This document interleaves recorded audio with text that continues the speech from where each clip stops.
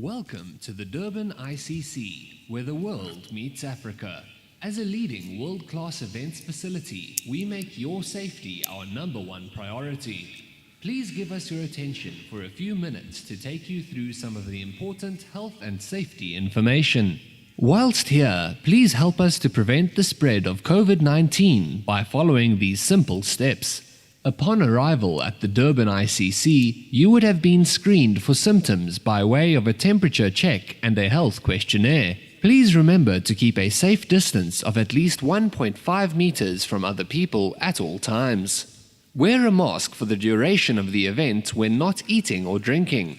Avoid touching your face. Wash your hands for 20 seconds using soap and water as often as possible. If you can't wash your hands, use the hand sanitizer provided throughout the facility.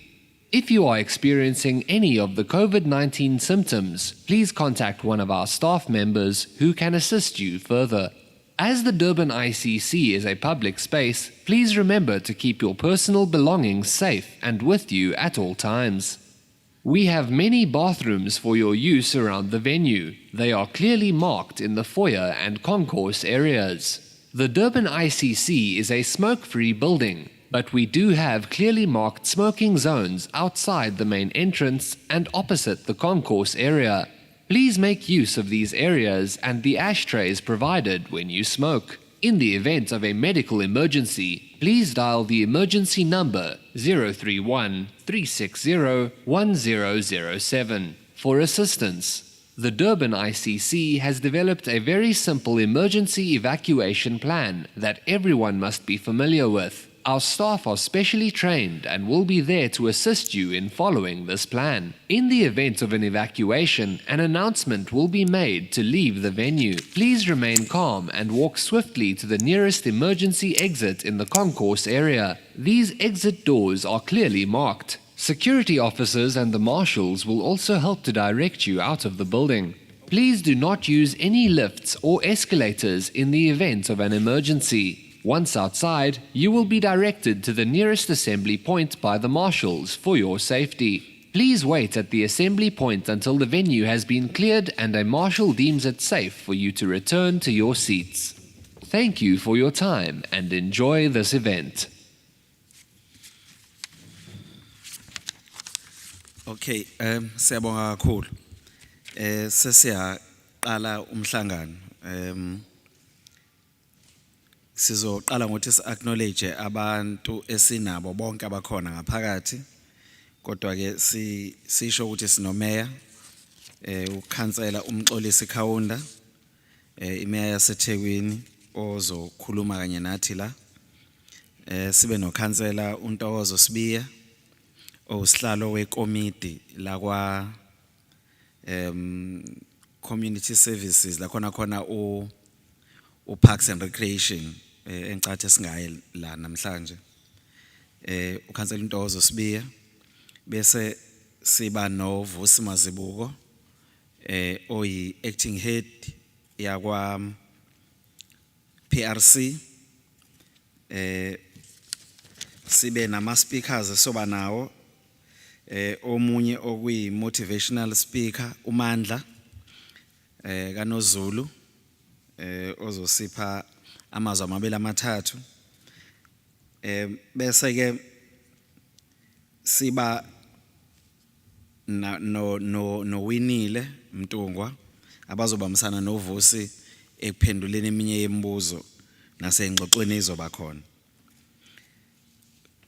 Ngithanda ukuthi ngibingelele kuzona zonke izikhulumi ngiqale ngayo babumeya nawo bonke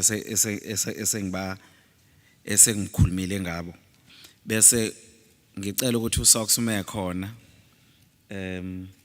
ngoba uzoba umnye wezikhulumi la on behalf of iEthekwini Economic Council. Kune desk lapha noma kunomnyango ovuliwe lapha obizwa ngokuthi iEconomic Council yenziwa ubaba umeya. So ke bese kuba khona i-division kuwona ekhuluma ngeindaba zamaciko. So ke uPepsi beno Sox bangama coordinators alapha. Kodwa ngisheshe ngibakhulumele nje phambili ukuthi akusona isikhundla sokukhethwa amaciko noma umele inhlano zamaciko kodwa kwakune process okunominate abantu abahlala kwi-eThekwini Economic Council. Ngithi ngicacise lo nto into eyikhundla ifuna ukuthi uyicacise kwesinye isikhathi ngoba ngaze bekhona umuntu othi simbeke nini usibanibani lapha. Umhlangano esiwona la umhlangano obizwe i-eThekwini Economic Council ngaphazu buka boholwa umeya uKaunda. Umhlangano wenu uzokhulunywa nani ukuze nibe ingxenye nomkhandlu waseThekwini. So ngifuna ukuthi ngicacise lo nto angathi uSox mesephuma la noma uPepsi bese kuthiwa kambe ungene kanjani lapha. Into yomkhandlu Economic Council uhola malini aholwa lapha. Umuntu unikela ngesikhathi sakhe. Umhlangano kusuka kuumhlangano ngathi forum mhlambe mase msigama elijwayelekile iforum yokushelana ngolwazi. So ke ngokuthi umhlangano oqhamuka kwi-desk labo lo ngaphansi kuka Mayor uKaunda uzoba ke namazwi amabili amathathu azowabeka uSox ngokucela uPepsi ophethe lelo desk lelo. Bese ke ngisho ke ukuthi umhlangano namhlanje fanele uphelile wona ngabo 12:30 kulezo ikhathi kuyalapho. Kodwa nizozama futhi ukuthi uma ngabe sikhuluma sinike isikhathi esiningi sisinikezele kunini. Umeya wafisa ukuthi isikhathi esiningi singasho lutho thina kube yinini enikhulumayo emva kwalokho ke nathi bese siyaphendula amakhola afanele siphendule khona. So sisemhlanganweni ke nje badingisha ukuthi the meeting, it's a meeting called by eThekwini Economic Council led by the Mayor of eThekwini. It is here to engage with you on various issues that are affecting the creative sector in eThekwini. It is out of the background of some of you through organizations having approached the office of the city manager and the office of the mayor on various issues. Now, I'm not going to go into details about those issues, except to say that uKhansela uNtokozo Sibiya uzosinikeza ke amazwi okuvula la lo mhlangano, and then after that uzolandelwa ubaba umeya ozokhuluma kathi ukunaba ukuthi size ngani la and uthini yena kunina emva lokho bese siqhubeka nomhlangano. So let me now request uKhansela uSibiya to come forth and deliver her opening remarks.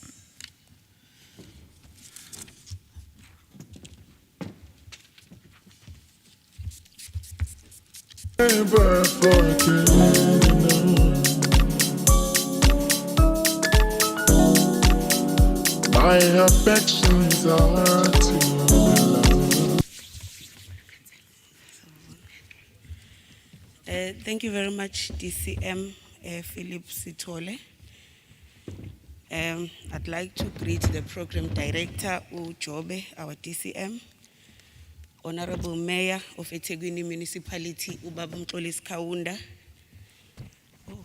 Oh, Konje, you are short. Thank you very much, Jobe. Bingelele head of PRC who is acting, Mr. Vusi Mazibuko.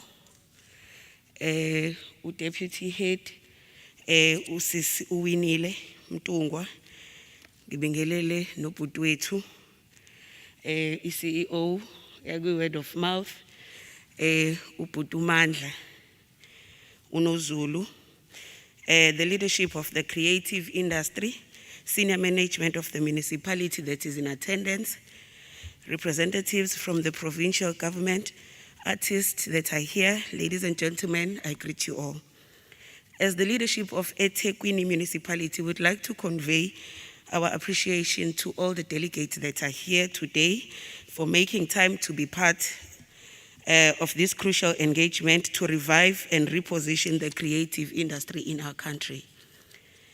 The hosting of this Creative Industries Indaba should send a clear message to our stakeholders and also the people of eThekwini that as we regard the creative industry as we do regard the creative industry as an important sector in our community. It is an undeniable fact that the tourists come to our city, amongst other things, they come because they are attracted to the art, culture and heritage that is found in our city, since we all know that our city is very diverse in terms of culture and heritage. This sector, it has a huge growth potential that we know, and we are confident on the sector. However, this growth potential has been hampered by the challenges faced by our artists and other role players in the sector, obviously because of the COVID pandemic, for the long time. These are the issues that we must put on the table during this Indaba and find lasting solutions. Program Director, the advent of the COVID-19 pandemic also had a devastating impact on the creative industry. We all know and we have seen a lot of things that has happened that have affected the industry, creative.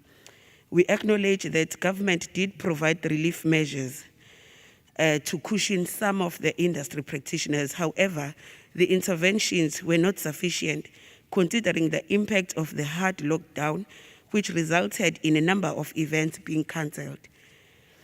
We want to put an emphasis as the municipality that government alone will not be able to address all the challenges that are facing this sector. Therefore, with a strong collaboration among all sectors of the society, it is critical that we all engage and then come together. But we also know that artists cannot only rely on the platforms created by government to showcase their talent. The private sector must also come on board and invest resources in this sector. As the city, though, we will continue to put in place necessary infrastructure, particularly in township and rural areas, to ensure that the development of artists have a platform to nurture their talents. We also want to ensure that this Indaba is not going to be a talk shop, but an important platform to develop tangible interventions to revive and transform the entertainment industry or the sector.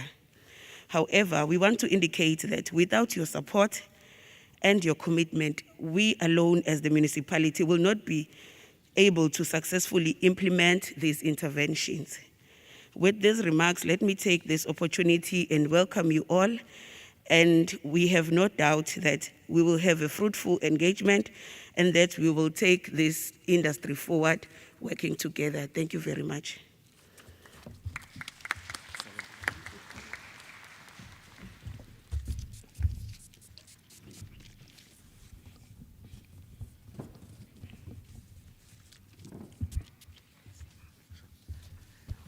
Okay, siyabonga.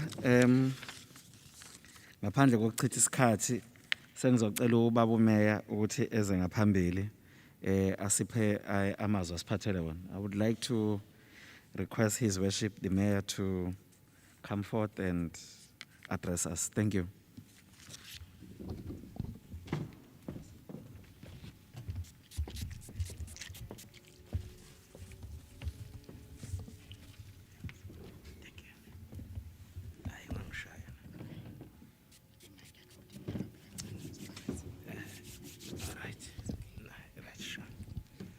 Thank you very much, Program Director,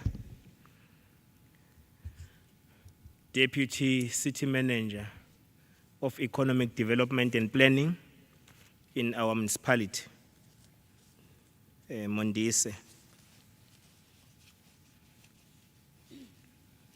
Ukhansela Untogozo, Sbiya onguhlalo Community Services in our municipality. Minus 50 rand.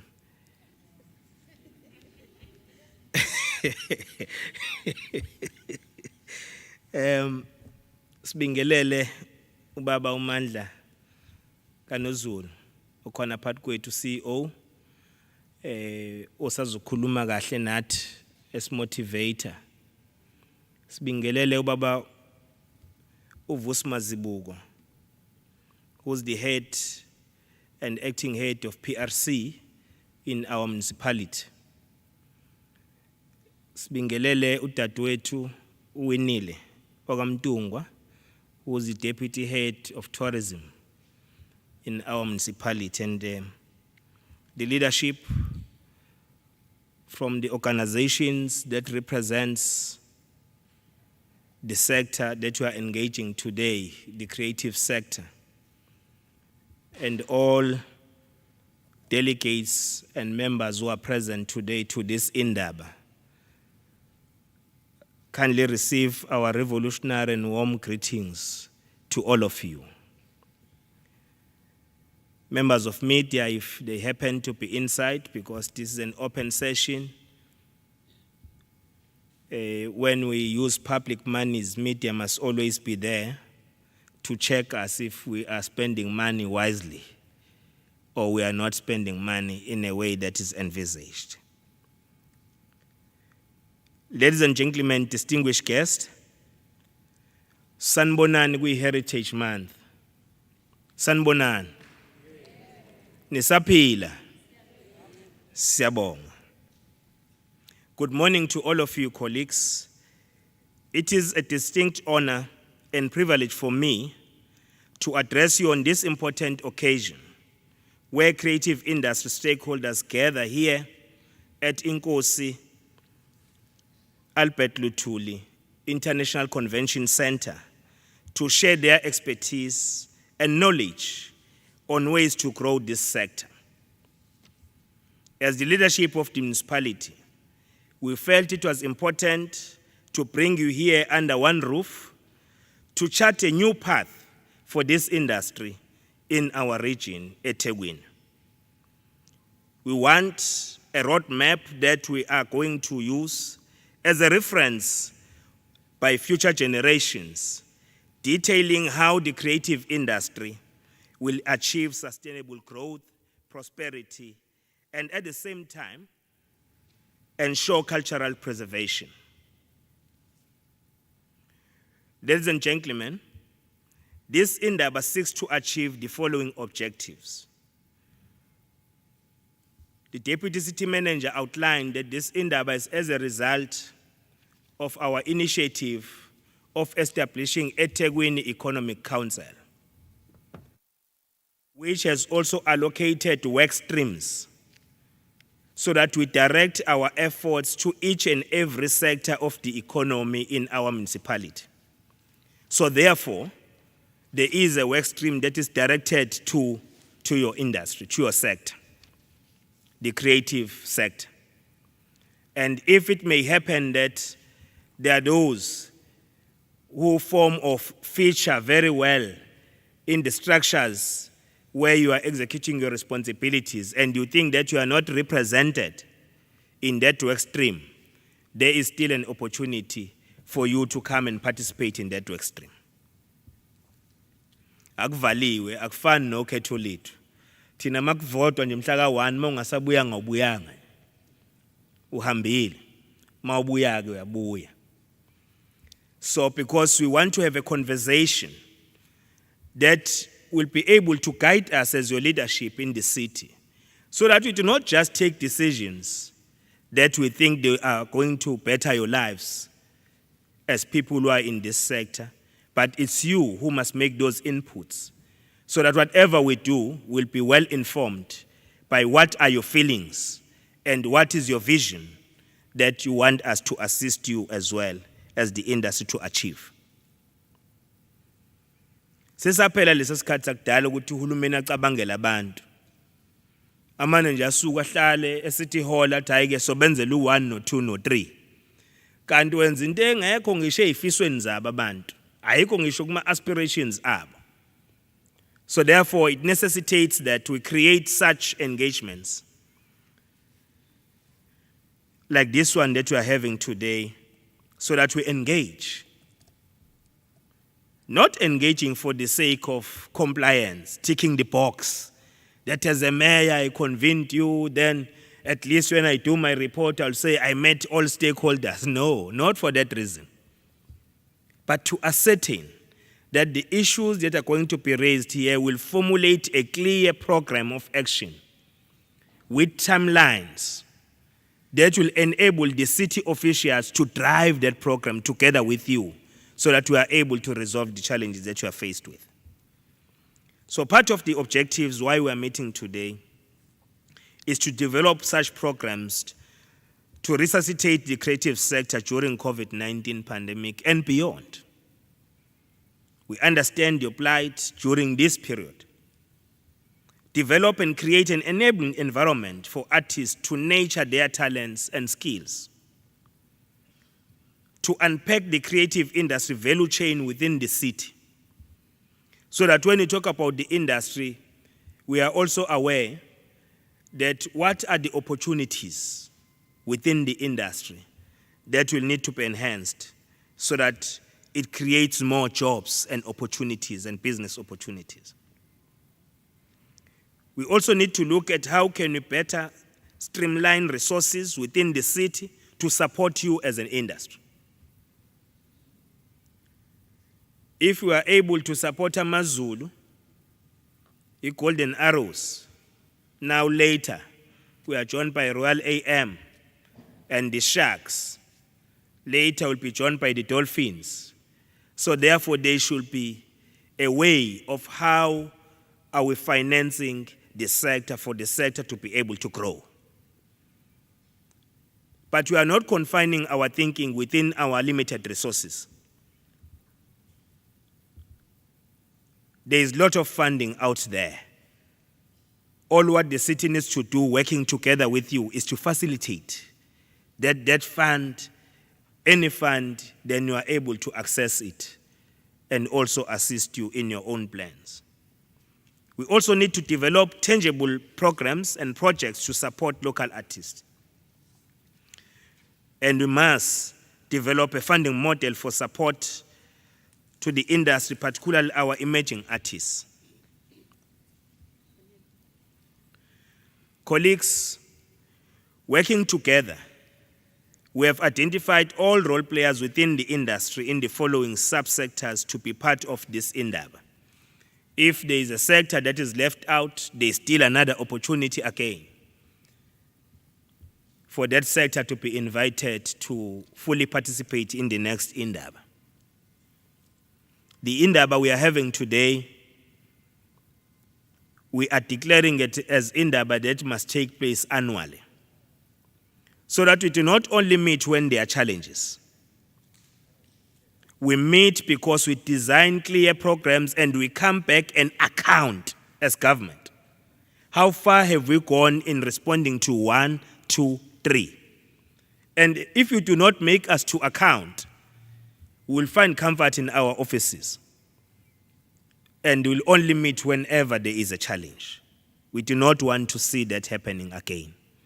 We want to have a structured way of meeting you as an industry, not for 2 hours as we are going to be doing today, but for the whole day, so that you even develop your own commissions to deal with different issues that you want to deal with, so that at the end, there are tangible resolutions that will come out of those deliberations. So that's what we want to see happening. The sectors that we have identified with the leadership is the visual arts, which encompasses photograph, craft and fine art, publishing sector, art centers, film, television and video makers, cultural and natural heritage, design and creative, and technical support services. So if you feel that there is a sector which is critical that we did not include here, there is still an opportunity for us to ensure that we include that sector in the next Indaba. We want to assure you, ladies and gentlemen, that this is not going to be a talk show, as we have issued a clear directive that out of the resolutions that will be taken from this Indaba, we must develop a concrete program of action with clear time frames. We have also taken a decision to make this Indaba an Indaba that will take place each and every year. So you may have a fear that what if Mayor Kaunda does not come back? Is this Indaba still going to continue because we engaged Mayor Kaunda? We don't work like that in government, especially from the organization that I come from, the African National Congress. We work through our policies and the manifesto that we have presented to the nation. So it doesn't matter who is in the leadership at that time. But what becomes important is that these things get institutionalized so that the officials which are here are going to roll out these programs. Because these officials, they are not elected, they are appointed. It's only us who vacates offices because we get elected.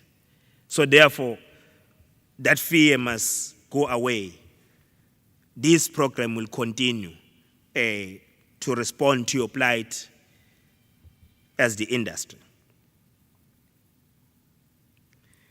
Ladies and gentlemen, this Indaba takes place after the province has signed a memorandum of understanding to host intra-African trade fair in November this year. This fair will be held from the 15th to the 21st of November this year. We are hosting it for the first time. It is a response that the African Union is putting in place to say, Vuga Africa. Africa, you must wake up. You can trade with each other, with one another in Africa. Remove all these barriers that have been put before us. Abona abanye bethu nje baze beme beqonge bethi hayi kwayena lo meya lona ngiyakwazi waqeda amakwerekwere oba nayo ikwerekwere.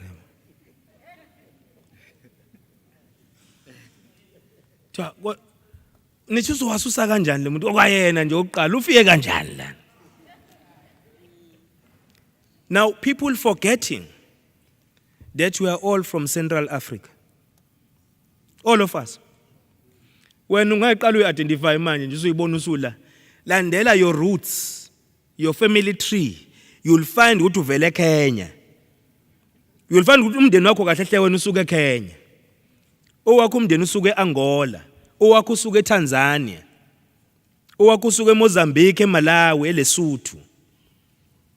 Then you come and claim the space asidile nabo bantu bokufika.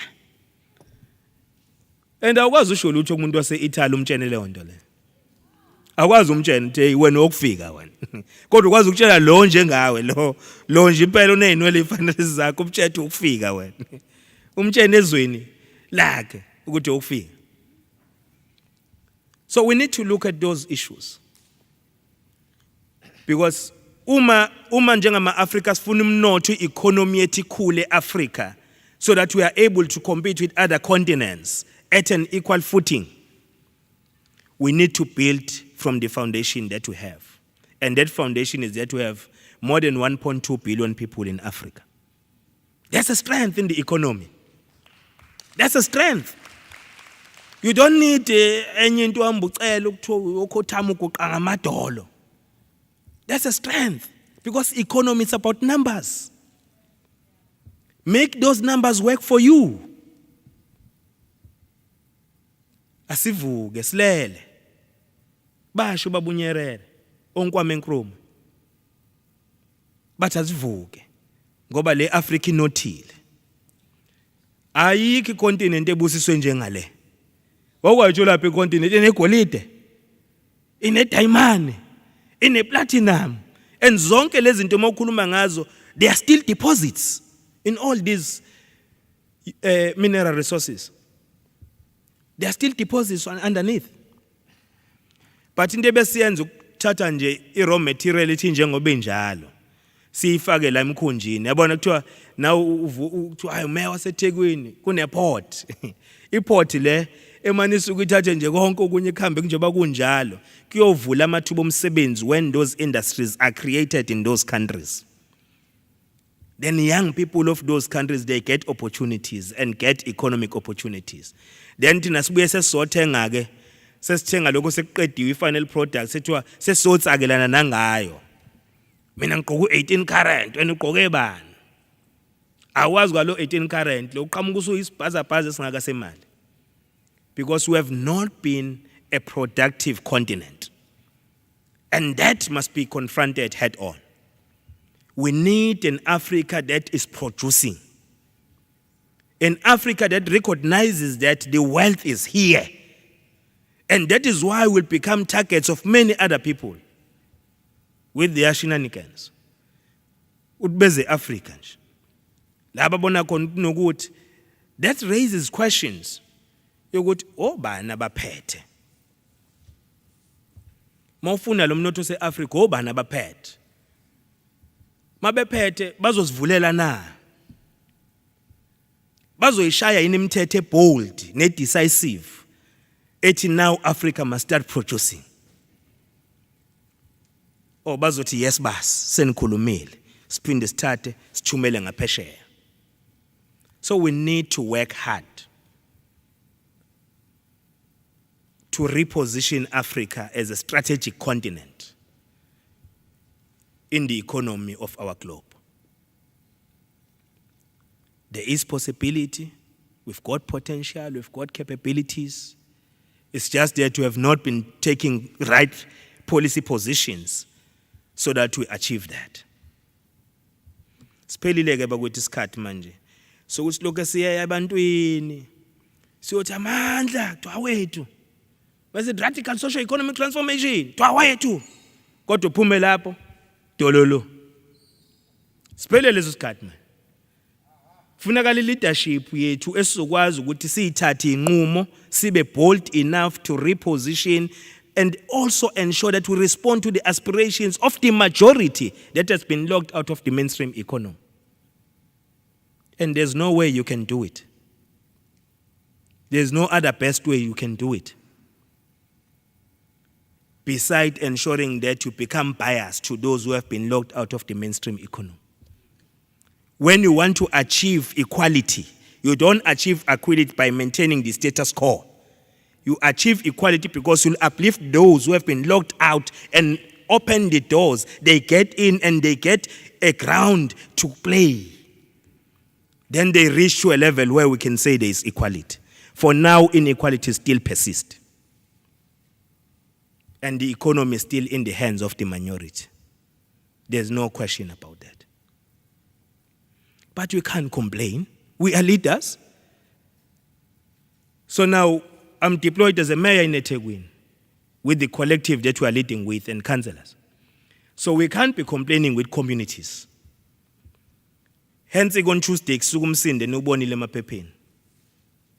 Lo msindo osukile nubone emaphepheni izolo. We just passed the police. You redistribute land la eThekwini. Nomhlaba la futhi ucebile the prime land here. Kodwa phela mase udistribute ayasimane sivala amehlo sithi hayi thatheni nje. Fanele so let ulibheke blacks in general, Africans in particular.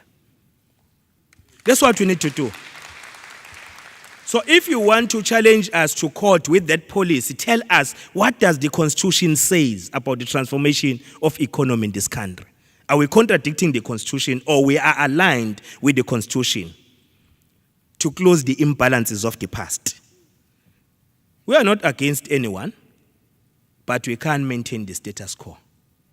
There are organizations which are designated to maintain the status quo, not the African National Congress. Tina, we are the custodians of transformation.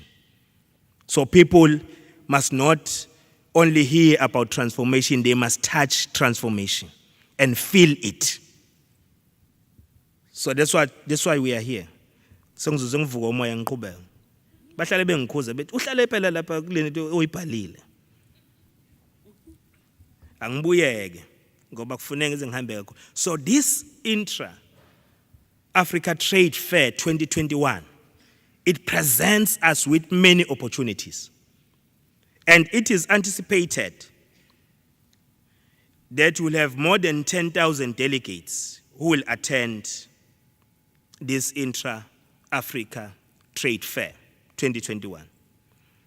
With an estimation, judging from the one that was held in Egypt, which was able to produce a result, the outcome of more than 35 billion rands business deals.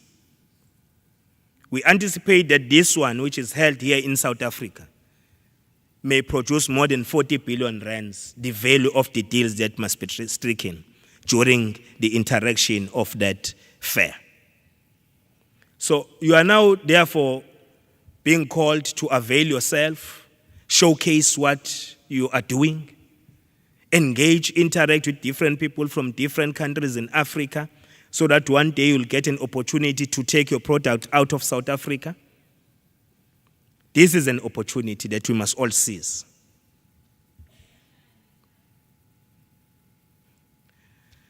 Colleagues, as a city, we expect the creative industry to participate meaningfully in this trade fair, as it forms part of our efforts to revive economic sector that were adversely affected by COVID-19 and the civil unrest. Ladies and gentlemen, we want to assure you that government fully understands the difficult situation in which the arts sector as a whole finds itself.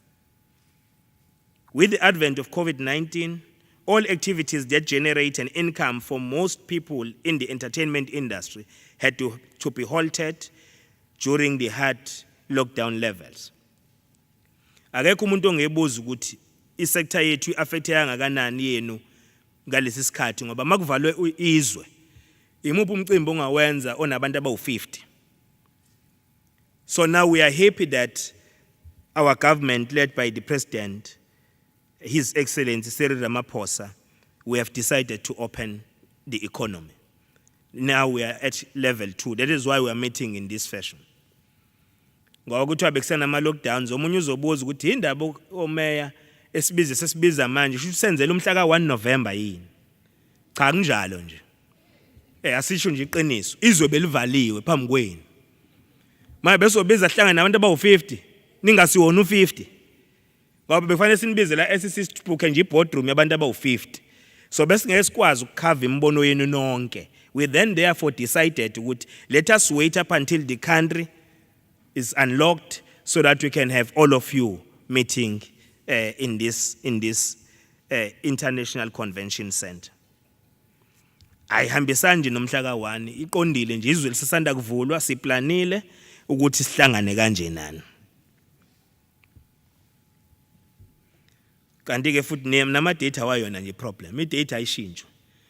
If khona umhla ka1 November akwazi ukuthiwa kumiswa yonke into ongathuthuki abantu abakunomhla ka1 November South Africa kulindwe uqale kudlula umhla ka1 November mase kuyima kuthuthukwa ke. Cha nangawo umhla ka1 November njengemeya makhona abantu abathi meya sinawo amanzi kuyobe ngikhona ngifaka amanzi. Ukuthi umhla ka1 November, umhla ka1 November ngabe sengathi manje cha into engavumeleki umhla ka1 November ukucampaign. Kodwa ngeke bethi abantu bequnyule ipipeline nje la kuthiwa manje meya siyahlupheka la naku sijomba ipipeline nje la mesithi meya yimani kancane kuse umhla ka1 sonibona umhla ka2. It doesn't work that way. So we are prepared to work with you. So colleagues, it is important that we note the incidents that took place in our country. And with the hard lockdown levels, subsequently, a lot of people lost their lives and livelihoods, while there has been unimaginable suffering during this period. New opportunities have also emerged, as we have seen a number of artists in the music industry using digital platforms to showcase their work. That is highly commendable. We need creativity and innovation. When the country is still locked, continue through social network and other media platforms to market yourself. So this tells us that in the new normal, we must utilize technology to promote our work and reach new audience across the world. To reach our full potential in this regard and penetrate the global market, we need to equip ourselves with adequate tools. We must also be empowered as individuals to understand the business aspect of this industry so that our artists reap the rewards for their hard work. Ladies and gentlemen, as we reimagine our future beyond COVID-19, we should not be found wanting. As more countries open the borders and people are allowed to travel, we must be ready to welcome visitors to our shores and be able to share our artistic creations with them. When tourists visit our city, they want to see what makes Durban tick. It is people in the creative industry, your good selves, who are able, as storytellers, to portray the landscape of any city through various art forms. Artists are capable of giving insight into society whose story is being told, and more importantly, through their work, we are able to record history for future generations. As you may all be aware, ladies and gentlemen, we started hearing about cities like New York and Paris when we were young, because through the films we were consuming. Akekho nje umuntu engathi angifisi ukuya eNew York ngoba ngisho abaculi berekhoda baveza eNew York. Yonke into yenziwa baveza idolobha labo iParis baye emarket. Siyajabula ke nathi cha sesikubonile lokho nikwenza. Sesikubonile lokho nikwenza niliveza idolobha lethu nobuhle balo nebeach lethu nobuhle balo. That is highly commendable. If laba bakwenzayo ningeze ukubashayela ihlombe ngabe ngempela nomona.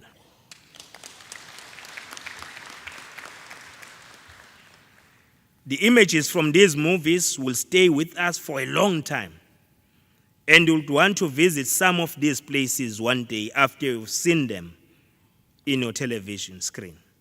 It is for this reason that as a city, we want to position eThekwini as a destination of choice for film production and technology.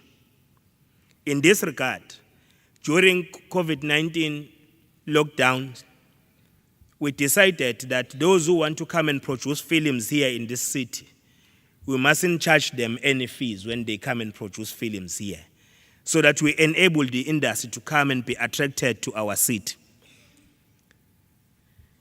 Those who did it, they benefited, and we are still looking for further interventions in this regard. We are convinced that not only will be creating much needed jobs if we promote this industry, but we will also be opening opportunities to market Durban to new tourists and grow our economy as a city. We want to assure you that we remain committed to invest in the sector to help it grow and expand the pool of artists in the city. Over the last 5 years, the municipality has distributed an estimated 850 million rands through grants in aid and 28 million rand funding in kind to support the creative industry. We continue to make this investment because we recognize the important role the creative sector plays in promoting unity and social cohesion amongst the citizens. Therefore, we want to encourage all our young people, our young artists, to pursue their dreams and continue telling our local stories. It is also important to remain authentic when we produce our work so that we share our beautiful and diverse culture with the world. Colleagues, the African Union's Agenda 2063 implores all of us to define the continent we envision for ourselves, built on solid foundation of inclusivity and sustainable economic development for the African people. Let us work together to ensure that one of the outcomes of this important gathering today will be to clearly identify the path we are going to take towards achieving our goal of the total liberation of our artists across the creative industry space and full ownership of your artistic work. We must underline this: full ownership of your artistic work. We must have a deliberate and solid strategies that define how we turn our creative riches into a viable economy. We are tired of seeing our beloved artists and performers die as paupers, having lived in the limelight and mesmerized audiences all over the world. In the end, they die poor. That is unacceptable. The youth of eThekwini and the province of KwaZulu-Natal have immense talent, and we are confident that if they are adequately equipped, they will use their gift to grow the entertainment industry into a viable business. Let us all develop our young talent and create a platform for the veterans in the industry to mentor these young artists. We need to take all those who have spent years with long mileage in the industry to come in and be financed so that they nurture the talent in township, in deep rural areas. That's what we need to do to grow the industry. With this input, ladies and gentlemen, we'd like to wish you a successful and productive Indaba, which we are having. We look forward to engaging with you and finding lasting solutions for everyone's benefit. On our part, as eThekwini municipality, we are committed to work with you to make eThekwini, Durban, an internationally recognized city with a transformed arts sector that truly benefits all. Working together, we can take our creative industry to new heights. I thank you very much.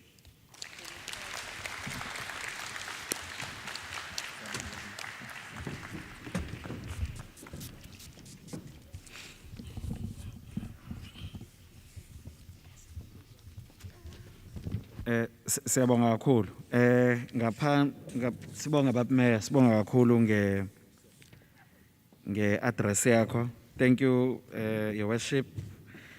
Can we now move to the third item? Ngicele uMandla eze ngaphambili.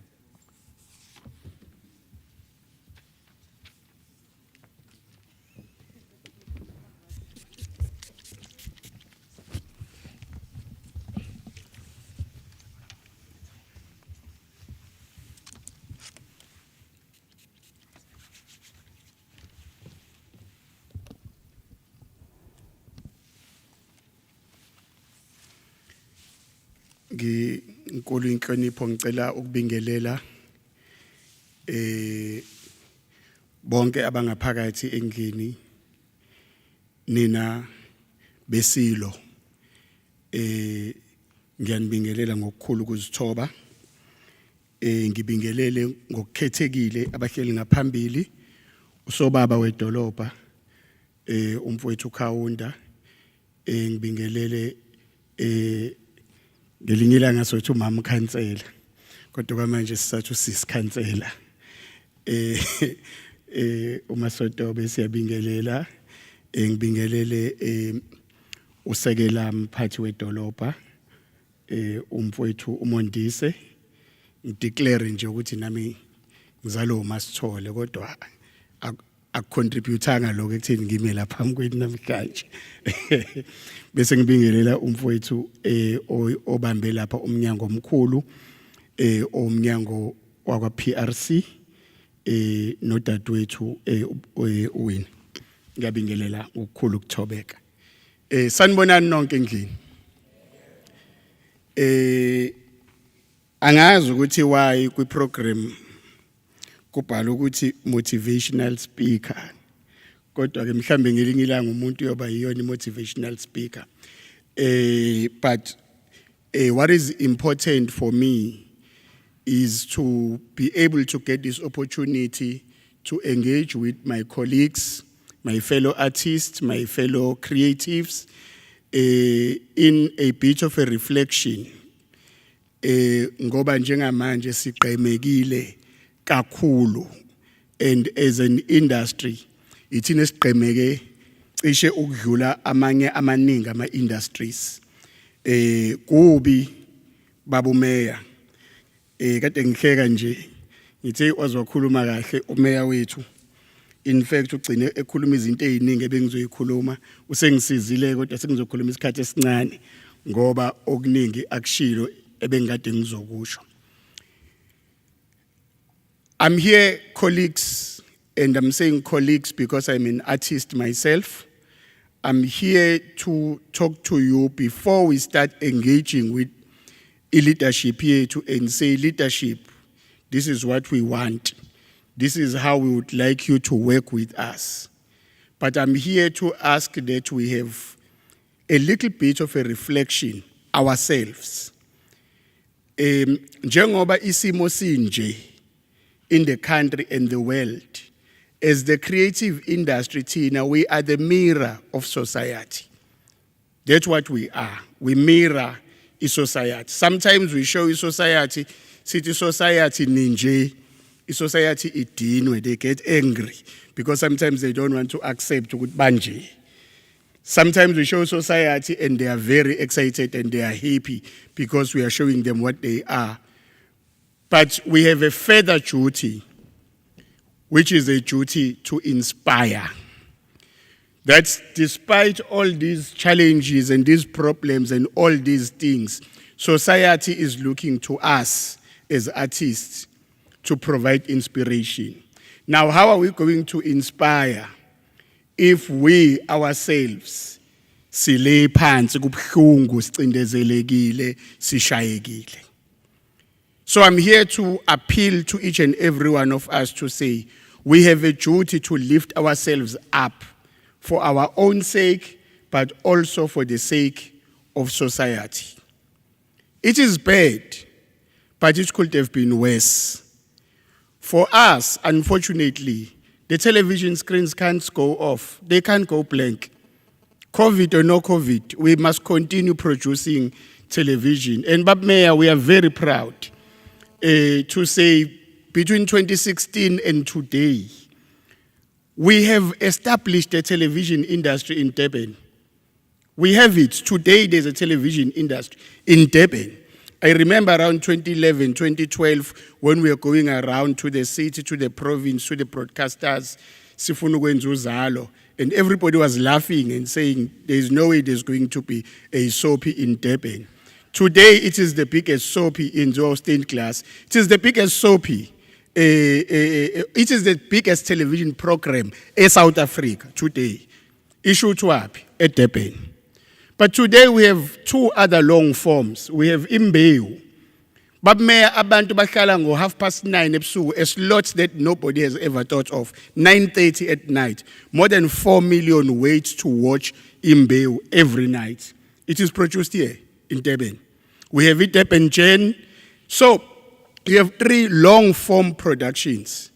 Currently, Mayor, I'm happy to report that I'm just about to finish shooting my own drama series for Mnet from Mzansi Magic, which is being shot here in Durban. So, at the height of COVID, Mnet came here and put in more than 11 million rand and said, produce a show. So, it is happening here in Durban right now. So, it is not all lost, colleagues. This industry is surviving and it has to survive. I know I'm starting at a very high level at television. Some people will say, ay, okhuluma ngaloko ku glamorous, logo kunama budget, ognani, tina logo kunye skwenza akunawo lama budget enikhuluma ngawo. But I must start somewhere so that we inspire our own selves first and say we are doing it. It's not that nothing is happening. Something is happening. We are doing it here in Durban. COVID, what a great challenge, colleagues. But COVID, what a great opportunity. What a great opportunity for us as the creative industry.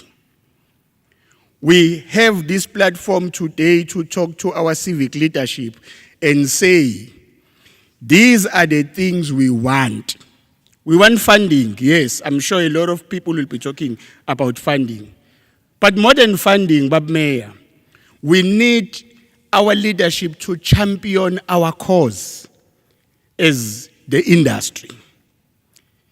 Ngikhuluma nge-television industry, for instance, there are 3 long-form TV shows. I'm shooting a drama series. Somebody else might be shooting something. Kunama documentaries that are being done and all of those things. But where are we shooting from? From warehouses, from factories. There is no facility. There are no television studios in Durban. You can't find them. If you must shoot a long form, you must go and look for a warehouse and spend money converting it into a television studio. That is the kind of intervention that we want. But for us, we must provide leadership and do these things so that when we go to leadership and say we want a studio, we're already shooting 4 things, 5 things. We're doing it without the facility. So please, city, come in. But what else do I mean when I say I need our city to champion our cause for us? Are you aware that SABC television has more than 200 programs playing on TV in all their channels? Can you guess how many of those more than 200 programs are from Durban on SABC? 1. It's called Uzalo. It's the only thing SABC TV that comes from Durban. Only. And yet it's the biggest thing on TV, which is very interesting. So why don't you go to these people who are able to create the biggest thing and give them more things in your programming? No, because there seems to be some kind of an agenda against Durban. And I used to say this amongst the national government. You will discuss these things. Say, SAA ukata irute Durban. Ubani ukata irute. Getting the agenda against Durban. So we need to come together and say, Bab Mayor, sicela uhambe usiyele SABC. Sicela uhambe uyokhuluma no Minister we Communication. As Durban, we are demanding we can't have only one program on SABC platforms. But before Bab Mayor does that, I then have a question for you creatives. I will ask you what Mxolisi does better as a song. His question, Utupeteni esangini. But Mayor can't go and kick that door open and then SABC comes to us and says, okay, we are commissioning Durban things, come bring things. And then we have found one thing. And then people from outside of the province, they come with stories. They come and shoot them here and employ us here when we are people bala. We can't allow that. So we need to start writing. We need to start creating things. COVID, what a great opportunity. This is the time we need as artists to start coming together and working not in silos, but to work together. So that I know wherever I'm sitting, umasipala mefaka imali kunozincwadi. They're not giving imali to Mamgcina. As an author, I know whenever Mamgcina does something, some of us as authors benefit, we are part of that program. Why? Because we work together. In society, it's depressed njengamanje. We need to laugh, Babu Shembe. We need to laugh. Exactly. So, create new material. Be ready so that whenever you are go, asiziluk zohleka amahlaya kudala. Sizohleka amahlaya amasha. And sifuna ukuhleka ngaso lesimo seCovid. Sifuna ukuhleka ngawo lo mtapo okade wenzeka. Sifuna ukuhleka ngazo zonke lezi zinto lezi that are happening now because you are helping us to reflect as a society on what has just happened in our lives. So I'm saying this is a great opportunity. In 1977, Bab Mayor kwakhiwa idolobha in Nigeria. Ngento kwakuthiwa iFestech, you can Google it. It was the biggest festival of the African people ever. It was called Festech. It has never happened ever again. And I can promise you, Bab Mayor, in my view, the only city that can host the next Festech whenever we want to host it is Durban. Unfortunately, we were working with a number of dancers just before COVID. We went to New York because we wanted to bring La eThekwini Dance Africa Festival, which is the biggest dance festival for that genre. Unfortunately, COVID. But I'm saying, colleagues, let us prepare. When we re-emerge from COVID, Mayor says we must re-imagine a new beginning. Leo new beginning must be driven at the center, and the heartbeat of that new beginning must be the creative sector. We must drive it, we must own it, it begins with us. Sengivala baba meya ngasekugcineni ngifuna ukucela ukuthi njengoba ngithe please sicela umkhangi champion for us. There are other things that are in our city that are not necessarily programs of the city, but they are programs of government, or they are things of government. We have an institution here in Durban called the Playhouse. It's an entity of national government. That institution that the door is half open, Baba Mayor. Please, we need that door to be fully open so that the theater industry in this city can thrive again. We've done it before, we can do it. We appreciate ukuthi bakhona stable theater, akhona amanye ama entities kamasipala that are helping us. But for us to go to Broadway, I will tell you a very sad story. Before 1994, i-arts yabantu abamnyama had no funding, zero. Zero funding. But we conquered Broadway in Sarafina. For 2 years, it was sold out on Broadway. For 2 years, you could not get a ticket to Sarafina on Broadway. We conquered Broadway without funding as a South Africa. From 1994 to this day, government has spent billions in our sector. We have never been to Broadway, ever. Not under democratic dispensation. Not one production has ever been to Broadway. So it's not funding, it's us. We want funding, we need it for us to go there. But we need to create the works that will take our kids, our young actors to Broadway. We must conquer Broadway again.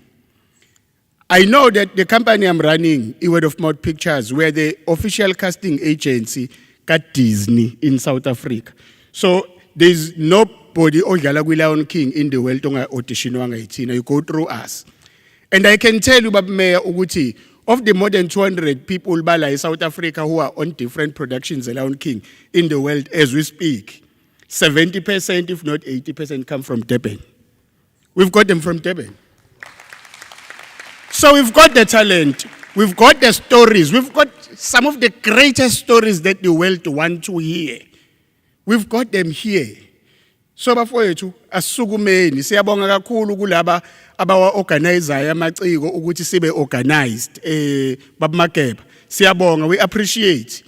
But leyo organization must now come ize ekutheni yini esiyiphethe esandleni to answer umbuzo kaMshunqisi. Because Baba Mayor, part of the problem ends ukuthi singakaze siye Broadway again. La in South Africa we have people, unfortunately abaningi babo is not us esibamnyama. But we have people who have mastered the arts of applying for funding. So whenever arts and culture athi nayi funding ukuthi iyaphuma, there are people who master i-arts yokuthi agcwaliswa kanjani ama-forms, ibhalwa kanjani i-proposal. Not that they have the greatest ideas. And those with greatest ideas, but the people who are looking at your proposal are not even looking at the content. They are ticking boxes and saying, ayiki tax clearance, NPO yako injani, ama financials anjani. They're not looking at the content of what you are proposing. And those are the issues that we need to deal with, and we are willing to learn. We are willing to learn. Then if the city must intervene, call arts and culture, say, my people are saying they keep applying, you keep rejecting them on technical. Come and train them. Let's have a workshop for 2 weeks. We bring all of us in one room, train us how to fill these forms, how to do this thing, so that our ideas can see the light of day. Because we do have ideas. But sizoshawa nje ngezinto ezama technicalities, ithathe funding iswe kubantu babhala ama reports. Uthi uyabuka uzwe kuthi government last year we spent so many billions kwi-industry. Uthi uyaqhaza kwenziweni? Hayi impela iparliament lishaya izandla. Hayi the reports are great. The industry government is intervening. Intervening where? Ngakithi entamtengwayo eWard 100 where I come from emakhaya. Kunomama uMaZulu who organizes a Maskandi festival every year from her own pocket. Izoba khona manje I think in October or November. once it's annual, from her own pocket without support anywhere. So our people are doing these things, but uMaMaZulu, kufanele asayine uzonikezwa ama-forms azoqala nje athi address, akanayo address ukhala entamtengwayo emabheceni lengakithi eWard 100. So vele lama forms akhe whatever azoyifaka le information required la akanayo, and therefore she will be rejected. Kodwa unothando lwalento uyayenza ngemali yakhe. Ngizothi ke bafowethu ngiyacela ukuthi sizisho izinto esifuna umasipala sisize ngazo, ubuholi bethu afuna sisize ngazo. Kodwa let us not be found wanting ourselves. Let's start with ourselves. Let us create the material. I am able to stand here and make demands about television industry today because I've written for television, I've produced for television, I'm producing for television, I'm running a television company in Johannesburg. But whatever product is what Johannesburg, so I come back to ngoba sifuna ukhulisa industry la ekhaya. One of the biggest film schools in the country after has a campus Babu Meya la eThekwini eDurban North. I know that because my son is doing finally a corner this year. They want to close the campus because batayiko viable. It's one of the biggest film schools. Khona manje njengoba sishoota ngithi sinama long form awu3 sishoota ama drama. We are importing some crew from Johannesburg. Because ama channel athi ayikho crew experienced eDurban. Uma kuvali after, uma ngabe duty yekuproduce lezi zinto, sizoyithatha happy le crew ezosilekelela ukuthi senze lezi zinto esizenzayo. We want a story integration and we want our city to help us. Because uma ngabe ngishuthi into ye-TV, ngishuthi imbewu, angikwazi ukuveza incwadi zikaMamgcina kwi-coffee table nje i-actor ingena kunezincwadi on the book because bathi it's a brand you are advertising. We need to engage channels and say we are a city of literature, the only one in the continent. How do we make sure that we integrate the platforms, we integrate the opportunities, so that whatever oyedwa angene kukona udonsa nabanye angene kubona, bafowethu singamonelani, singabukelani phansi, asibambaneni ngezandla, i-industry yethu izokhula. Ngiyabonga.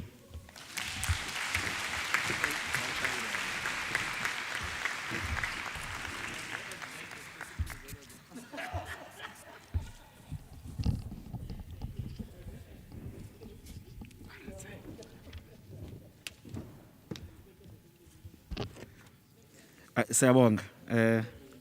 Sibonge kumandla angangize ngisho lutho ngicela ukuthi vele ngibize uSox eze ngaphambili asho amazwi amabili amathathu on behalf of Lew Extreme ubaba Meya bekhuluma ngayo, and then Max qeda lapho sobe sesidedela kunina ke ukuthi niphakamise izandla nisho noma yini enfisa ukisho.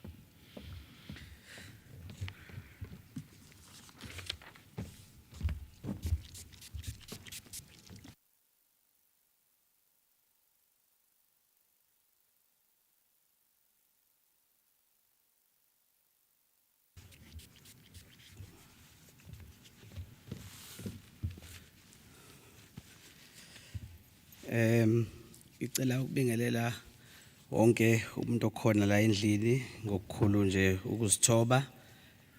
Sanibonani. Ngibingelele ngokukhethekile ubaba uMeya, ubaba uKaunda. Ngibingelele wonke amakhansela khona. Ngibingelele iziphathimandla zonke ekhona zomkhandlu wethu waseThekwini esiwuthanda kakhulu. Ngibingelele i-leadership ekhona la esuka kwizihlanga ezihlukile zamaciko. Ngibingelele i-leadership esuka kwi-Federation yeSIFSA. Ngibingelele na wonke nje amaciko akhona namhlanje la endlini. Igama lami uMbusi wakaSokhela elasebusuku uDJ Sox. Kuyadependa ukuthi sihlangane nini, masihlangane ngala kwe-curfew nguMbusi, masihlangane ngala kwe-curfew nguSox. Ngiyimember ke nje bade sechazile ubaba uSithole ukuthi ngiyimember ye-Ethekwini Economic Council, ngihlala kwi-work stream e-creative industry. ngimele usihlalo wethu ubaba uPepsi Pokane ongazange awungaphilile ke kahle namhlanje kuseni obe uyena obezobeka amabili amathathu. Economic Council le yafonywa umeya ngoba efuna uku-interacta or uku-engage nama industries are different ngokwemkhakha yawo, which includes neyethu i-industry. Ila khona umkhandlu ukwazi uku-engage nokuthola information nokuthola yonke imininingwano ebalekile kuze bakwazi ukuthi benze ama decisions ekufanele bawenze bona ezomkhandlu. So thina umsebenzi wethu kahle ukwenza ama recommendations ukubafida ngeinformation esuka on the ground ngama issues ahlangene ne-creative industry.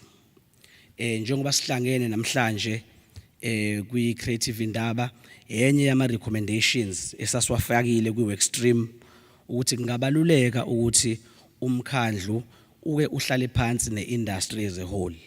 Umkhandlu ubize izihlanga ngokuhlukana kwazo ze-industry ukuhlale phansi kuke xoxiswane uzizwele wona umkhandlu directly from i-industry ukuthi yini i-industry eyifunayo kuze umkhandlu ukwazi ukwakha umhlahlandlela oya phambili, you know, because akufanele sithathelwe ama decisions singekho.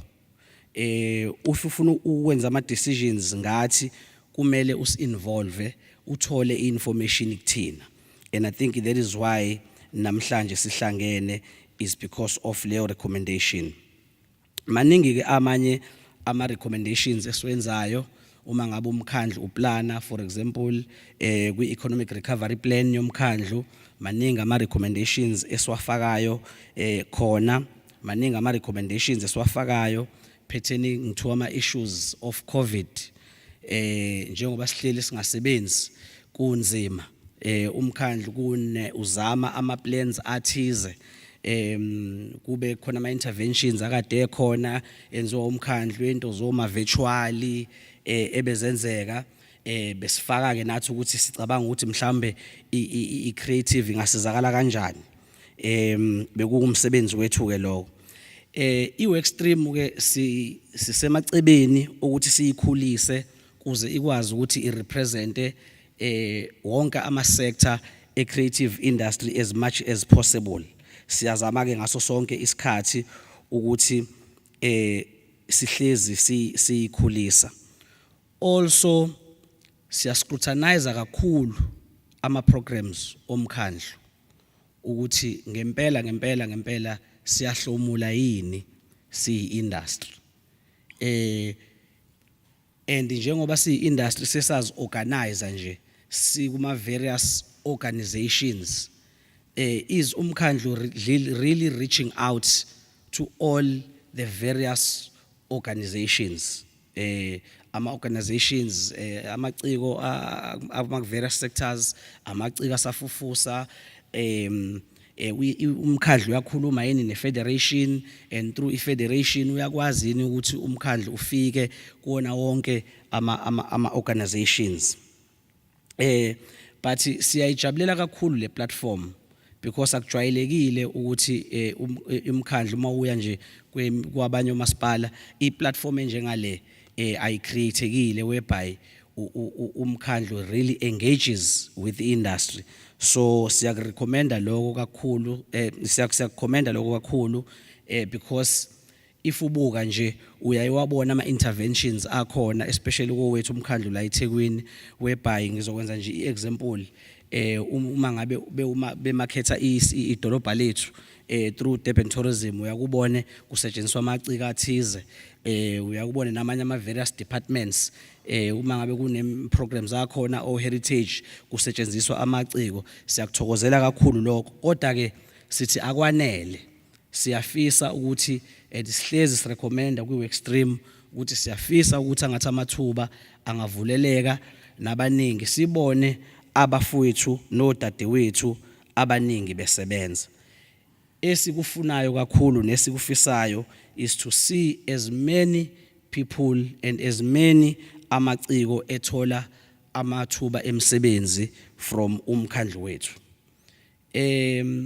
Sihlala la eThekwini, sikhokha ama rates la eThekwini, sikhokha zonke into ekufanele sikhokhe la eThekwini, and siya deserve ukuthi as industry uma ngabe kukhona amathuba akhona sikwazi ukuthi sonke amathuba afinyelele kuthina. So as a work stream umsebenzi wethu ikona ukuthi senze sure ukuthi into enjengalezo ziyenzeka. So we are very excited ke ukuthi namhlanje lolu suku lugcine lufikile, iindustry yonke ikhona, and siyafisa futhi kakhulu ukuthi iindustry iholde umasipala to account. Ningasabi bafowethu nodadewethu ukucindezela nokufaka ipressure iziphathimandla zethu kwizinto enifisa ukuthi nizibone zenzeka moving forward. Ilona thuba leli, iyona platform le, and ifike ngesikhathi esihleke kuyi tourism month, and ifike ngesikhathi esihle futhi kuyi heritage month, and ke njengoba sazi sonke ukuthi uma ukhuluma ngetourism ukhuluma ngeheritage ukhuluma ngamaciko. Isona ke isikhathi sethu lesi, and sibheke ke na kwisama, sibheke na kwisikhathi sama festivities la ngempela kudingeka amaciko ukuthi abonakale ebhizi. Umkhandlu sithemba ukuthi uzosithulela ama plans abonakalayo, ama plans abambekayo, ama plans azokwenza ukuthi amaciko abonakala esebenza. We are eager ke and we are waiting ukuzwa ukuthi iziphi izinhlelo esilethelwe zona, and siyafisa impela ukuthi cha siwupresse umkhandlu bafowethu, umkhandlu wethu lo esiwuthandayo engamele silambe ukhona. Siyabonga kakhulu ukuthi lo suku ligcine lifikile, siyabonga.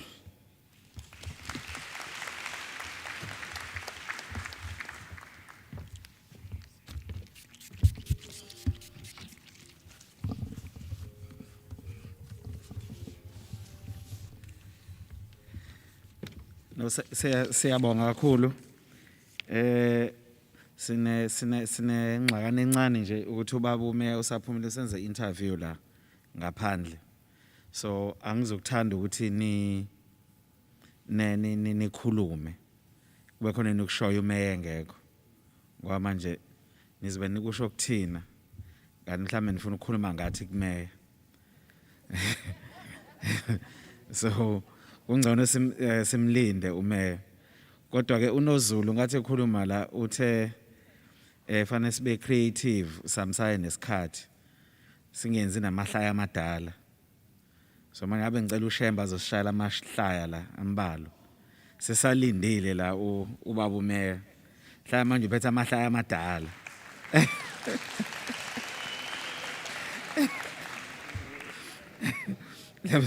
Sizozihlaya le COVID. Ora manje abantu bamahlaya bashaya ihlaya, angafika shaya ihlaya nangami. So ngiyacela ngakwenzike lokho. Ashaye nje ihlaya.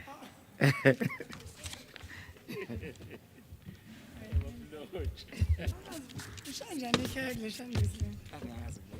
Kube ngathi ngime kanje ngisho ihlaya kodwa ngime kanje futhi. Ikhona nje, uba manje lo. Nabangani abahlukile. Show of friend. Unapostoli. Umpostoli. Ukuthi abaningi manje abapostoli. Awuyena umpostoli. Awukazi umbona umpostoli. Khona umuntu engekho mina. Ngiyahlanya. Shuthi ngibona upostoli obungekho mina kuwena. Pho wena uyini ungayena umpostoli because ngeke phela usonto ekhaya sineyinwele. Anyway, mina ngizofika ngibika usizi lwami la ngihambele. Mase ngiyeke manje. Phinde ngisizakala. Sihle lesithombe ngicela ngishabe sibe ngathi khonto enkulu engangiyenza. Phela fanele ngishintshe kancane ebusweni. Why utangisho amahlaya endaweni serious kanje? Squill.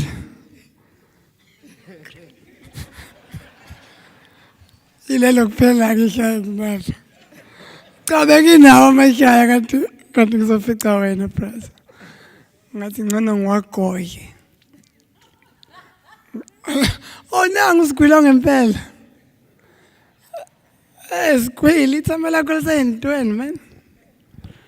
So why is Tlage now? Why is Tlage now? It's a miracle saying twin. Now, my shaya, hey, ciao, grand. I can't musu nene ulenga usuzothola isikhundla sangempela.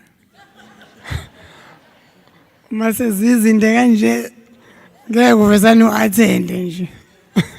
Fanele kube khona. But anyway mina ngizona advise kuphela. I know vaccinated.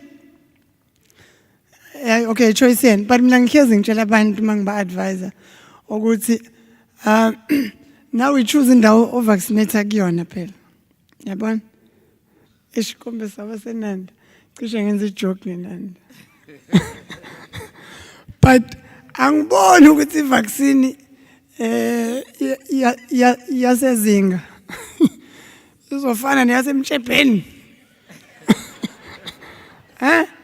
uSmith athole exactly vaccine efana nomabura. Umabura abusive lapha ezansi. Bamjova ngendlela choose indawo. Anginawo amahlaya namhlanje. Kodwa nje ngingakhuluma ngencwadi yami. So anyway, bazalwane, I've got this beautiful book. Okay, I wrote a book where I wanted to unite abantu abadum nabantu abahlakaniphile yabo. Yeah, just to bridge that gap between the intellect and the slow learners. So ngabhala incwadi where anyone can analyze each quote differently and still be correct.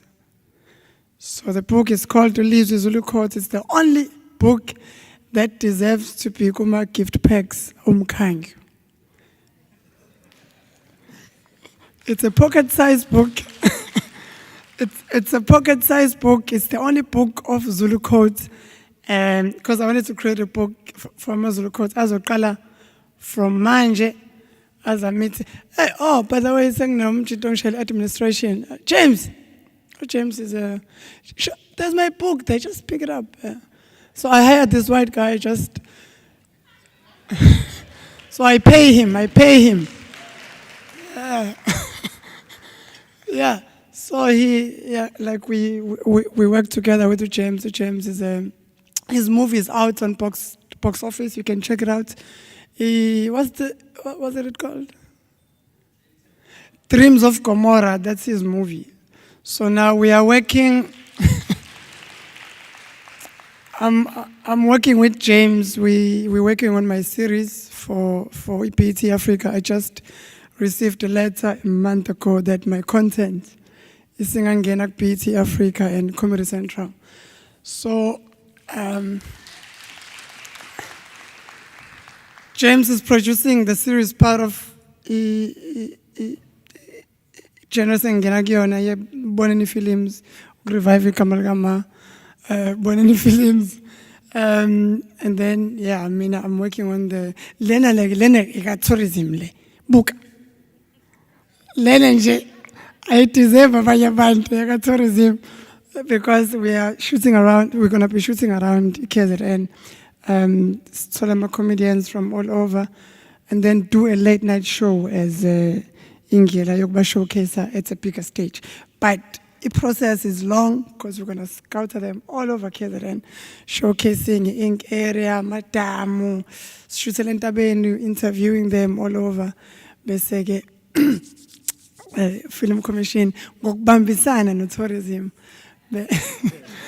I support this great initiative because it's going to be for the first time series Yase KZN. Iba EPT Africa, and I think that deserves a huge round of applause. Hayi-ke.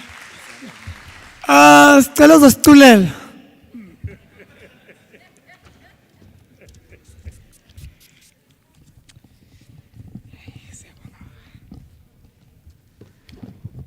Okay,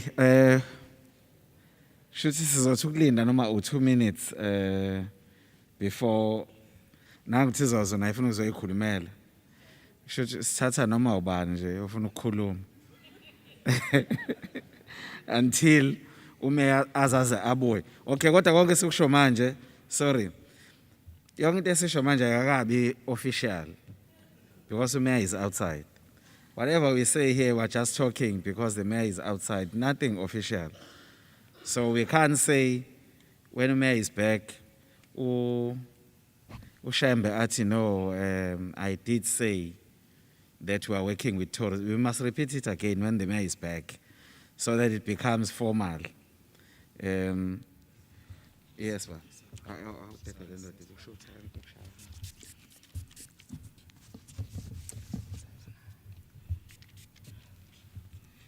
Akanoma ngisho yini ukuthi khona lempahla ozonginika yona. Okay, kungenzeka ukuthi ejobe abanye bethu awubazi. Ama talent maningi. Khona umunye umfana nje wakamasho. Awusondele gap.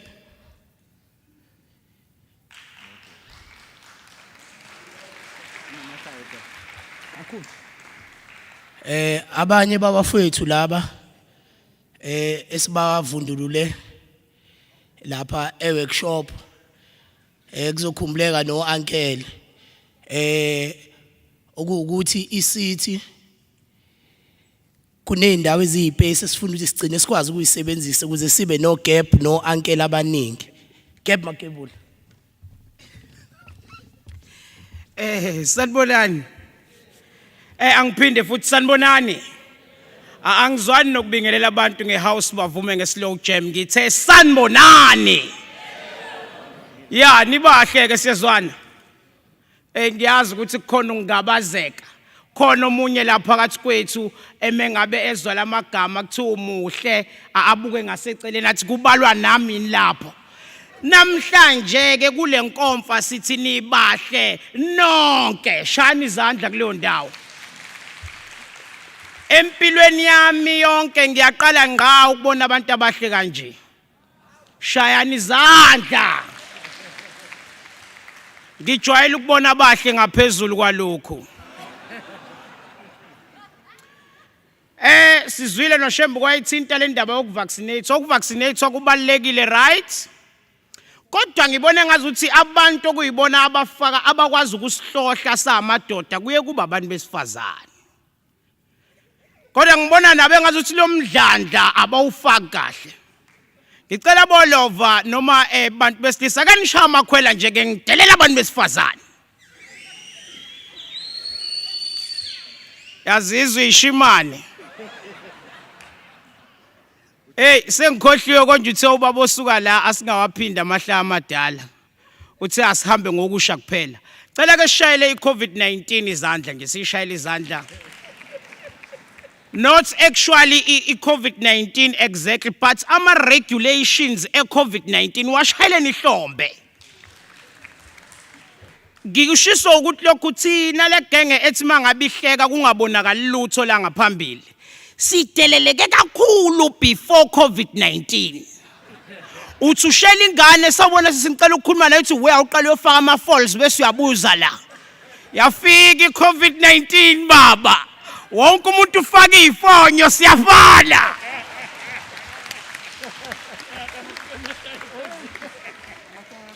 iCovid-19 into engichaza ngayo ayisizanga kuthina kuphela mhlawumbe sithi masihleka ngaveli lutho negenge nje embi engakhekile kahle ebusweni.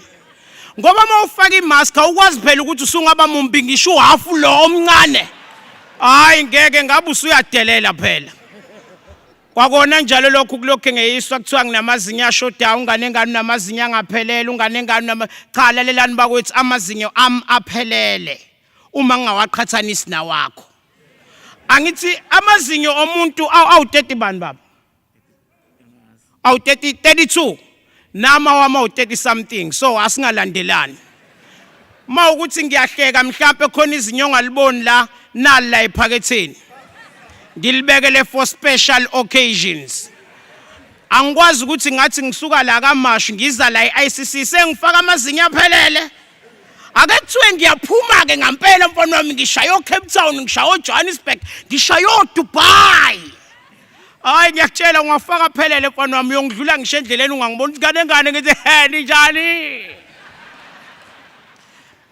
abanye abantu bacindezeleke kakhulu ngesikhathi kuba nama level kulokho kwehliswa level bani uyabona thina abantu abakule genge ehlala kuma mansion siyazi abanye bethu bahlala endlini thina ke sihlala kuma mansions kubantu abakuyikhaliba yami obabumeya bayi understand lento engikhuluma ngayo abantu abakuyikhaliba yami ke labo bayalazi lolu daba engikhuluma ngalo ukuthi mangabe uhlala ku 15 rooms or 20 rooms awukwazi ukwangena wonke lama rooms within a week ngoba uye emsebenzini ubuye ntambama usukhathele uyabona nje uba ithi nina njani basuse edrobheni nibayisa emakini mina uba ithi ugijima endlini usuke ekitchen uze la ngihlezi khona so ama levels asinikeza isikhathi sokuthi sikwazi ukubonda nemizi yethu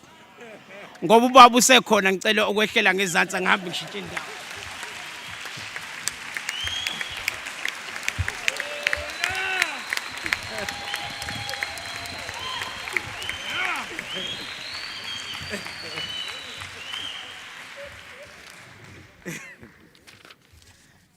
Yeah, no, siyabonga. Shuthi ke usezobhukwa for amahlaya ubhodi lo. No, sesifike esikhathini babume besilinde wena ngoba ubusa uyoqhubana nomsebenzi wama interviews outside. We are now at item 5 because item 3 ubuwenziwe unoZulu but ngicathi we continued with item 3 when we had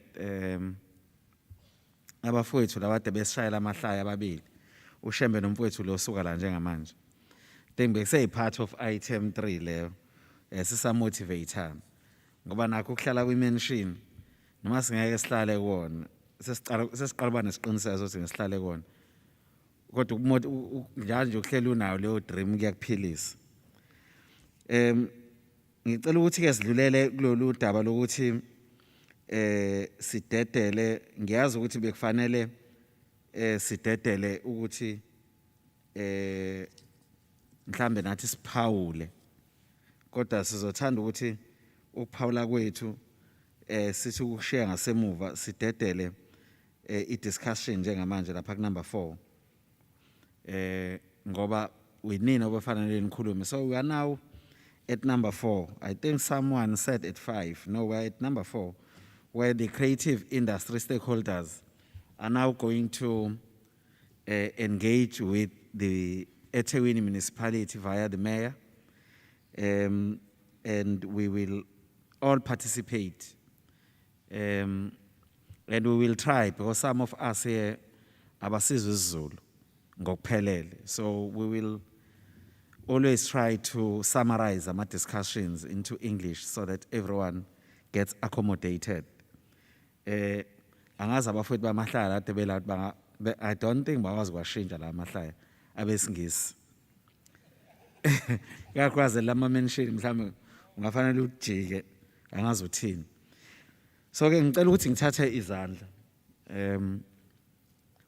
wonke umuntu uyafuna ukukhuluma kodwa ngicela ukuthi masithathe izandla ungarepeat into esisho umunye futhi masithathe izandla sihlala odabeni ngicabanga ukuthi ukubingelelana sesikwenzile so uma ungena nje odabeni mhlawumbe ungasho ukuthi uyabingelela abamebe usivele ungena odabeni uzisho ukuthi ubani ungena odabeni ungalokuthi nonke ngaphambili obani kanjani asingene nje odabeni ukuze sikwazi ukuthi sikhulumeni sonke futhi masikhuluma ungaliqedi iminute ukuyiflow ukhuluma so that we are all able to engage with the city and be free to raise any issue that you would like to raise. As long as you are not insulting anyone, but you are raising your issue. So don't think twice, just raise it as is. Now, can I take hands?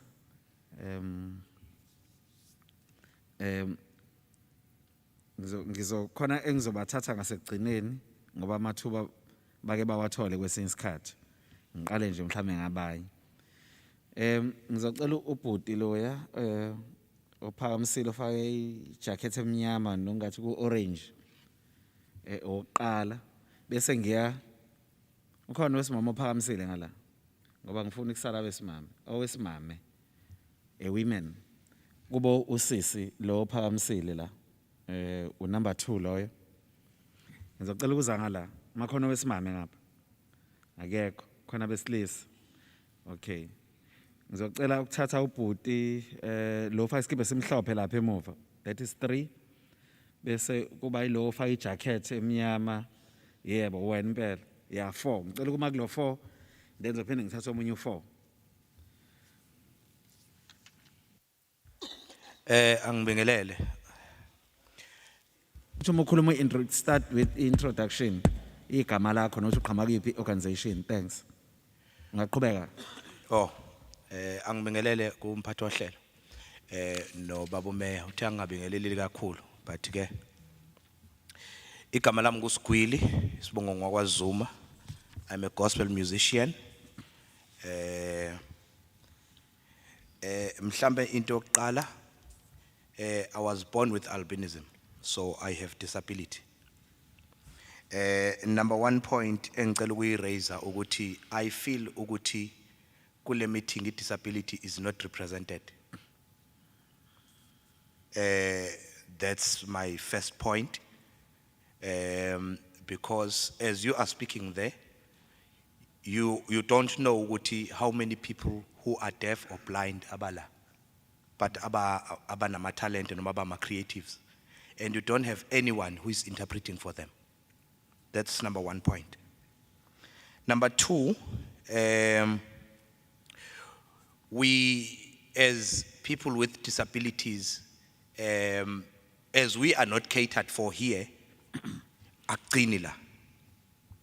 Even as in 20 kuma opportunities that we need to be given, sometimes we are given those opportunities for ukuthi mhlambe ama reports enu ahlale ekahle ukuthi niyakwazi ukuthi ni accommodate abantu abane disability sometimes. Number 3, noma ngakuthiwa sinama talent angakanani esinawo, but we are not given the opportunity. Angenze example, ubaba uBhutumandla oke wakhuluma ukhulume nge-film industry. Here in Durban we have so many people with disability but abanama talent of acting. There is only one production eke yalanda umuntu one disability yam actisa kwi soap yawo, which is Uzalo. Nayo ilanda umuntu waseGoli, bekhona abantu baseThekwini abane disability abanama talent. We have talents in Durban, more especially kubantu abanama disability, but we do not cater for them. Bonke abantu abebekade bekhuluma lapha phambili akekho no yedwa umuntu esengeke ngamuzwa ethi including disabilities. No yedwa. Angidluleke mhlambe ngize la, I've got few points ebengwabhalile ngithi ngizobuza ngawo. Uma unganginika imvume nje mphathi ohlelo ukuthi ngibuze ngawo and then bese ngiyadlula. Iminute onginikela lona lincane kakhulu. Mhlambe uma ungangiphe linye lokugcina. Noqhubeka baba. Ngiyabonga. Another point ithi more especially kwi tourism sector, as a gospel artist, in most cases when we do umsebenzi wethu, I've just released my album go April, but we find it very hard to be able to engage with the departments of the municipality to assist us in terms of doing izinto ezizothuthukisa thina as ama-gospel artist, more especially about disability. Not we want to promote Durban. We want to do videos that will promote Durban. But number one, sizovalo ukuthi we are gospel artists. Number two, sizovalo ukuthi we have a disability. If I'm not mistaken, I am the first artist with albinism in Durban who made it this far, but that has never been recognized.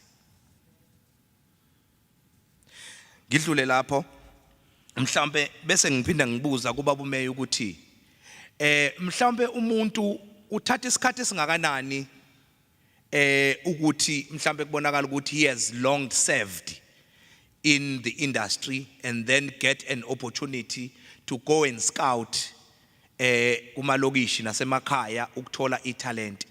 Mostly mina, I'm not concerned about people, so-called normal people, noma abantu abangena disability, but I'm concerned about people abane disability, abanama talent. One person in South Africa, one person engeke ngambona ucula jazz on a disability, kwaba uyena kuphela. Ngitshengise nomunye okwacula obekade hamba nge-wheelchair akekho, ustompa imavi kuphela engimaziyo. In South Africa, noma in Africa as a whole, I can count people abane albinism, abangama musicians. I can count Salif Kate, I can count Usquili, I can count Yellow Man was Jamaica and a few more. But the problem is that we are not given equal opportunities, which is equivalent to the so-known normal people. Ngidlule lapho mhlambe bese ngiphinda ngibheke ukuthi ikhona yini indlela we umasipala angasisiza ngayo, more especially as gospel artists, ukuthi because sine problem yokuthi more especially ngiyabona amanye amajandra lawa ethe gospel ngenxa ukuthi singene ku music industry siqhamuke emakhaya singenalo ulwazi oluningi lwezinto ezithize eziright. Ama artists amaningi, more especially gospel music, awanayo content eningi which is shown on TV. Ikhona yini into engenziwa ukuthi sibe nayo content which is shown on TV, sisupportwa umasipala? Ngiyabonga kakhulu.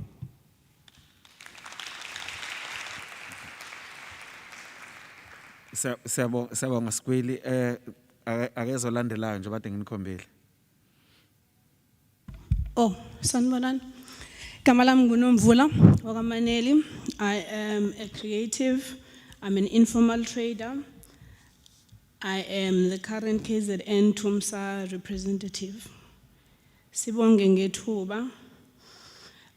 Okwami imbuzo embili, omunye I think uya kwi-eThekwini Economic Council, ukuthi singakwazi ukufaka isicelo sokuthi kube ne-access to capacity building for creatives. Ubhuti noZulu ukhuluma nge-content, music wethu South Africans, i-majority yawo awukho kwi-global standard in terms of how we compose our music, because asinayo the know-how. Akuthina sonke esiye ekoleni siyofundela ukwenza music. Now we have abantu abadala abangakwazi ukudlulisa lolo lwazi kuthina, but it needs funding, it needs infrastructure where people can actually come in, bathathwe in rural areas beze ngala. Okwesibili kumkhandlu siyacela i-gender parity. Sabantu besifazane we exist. I-majority of music osuku creative osuku ne voice yomuntu wesifazane, but it's still sisengaphansi. So siyacela ukuthi if obviously we can't change imayor, and I'm still waiting to hear usisiwinile abasepho kumbona kwi-program, but siyacela ukuthi ibe khona leyo representation emacikweni abantu besifazane who speak for ama creatives as workers. Ngiyabonga.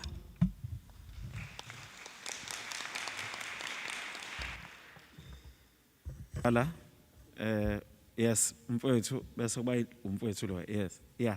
Qaqala wena bhuti. Sanibona. Igama usibonakaliso okwamazibuko. Abaningi bangazi ngongabade. Ngiqhamuka phansi kweorganization uSIFSA. I'm an actor, MC, nokunye. Two things. Isicelo nje sokuthi siyicheck le. Baba noZuko ushilo wathi kunama productions ashuthwayo la eThekwini.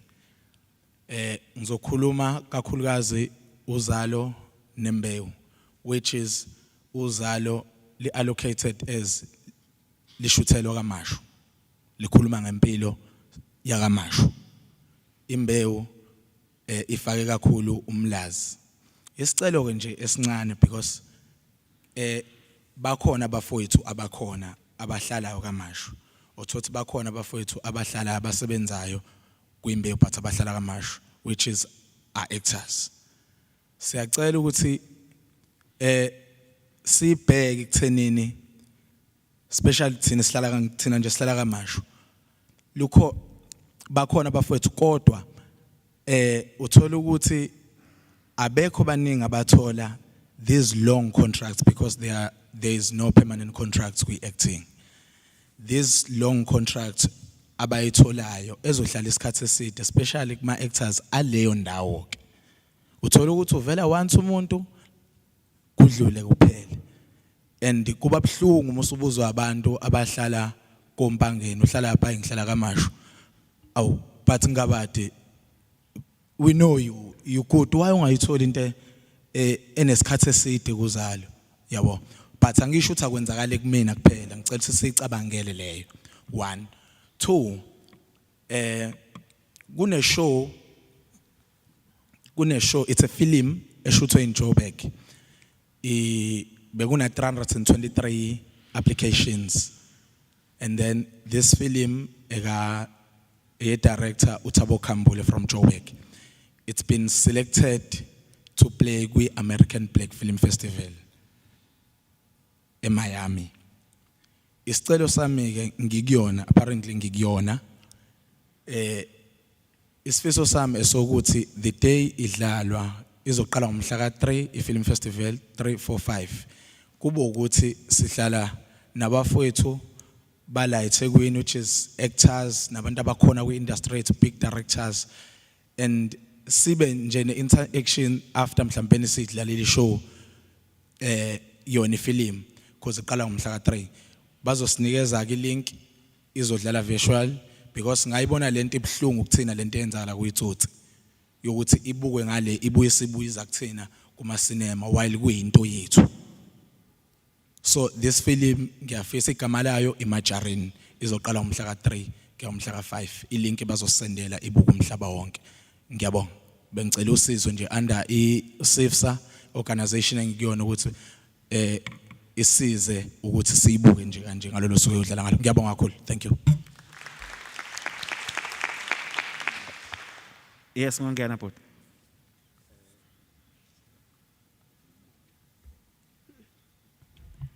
Sanibona.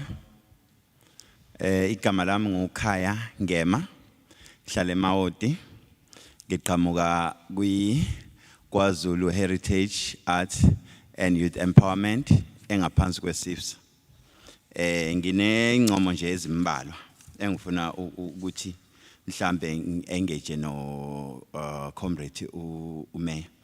Eyokuqala kula ya council bengizocela ngoba iCountry yakha iSIFSA kuyi-federation eyalonjwa ubaba uJacob Zuma ngokubona ukuthi amaciko ahlukahlukene bakhelwa ifederation ekuthiwa iSIFSA yalonjwa in KZN.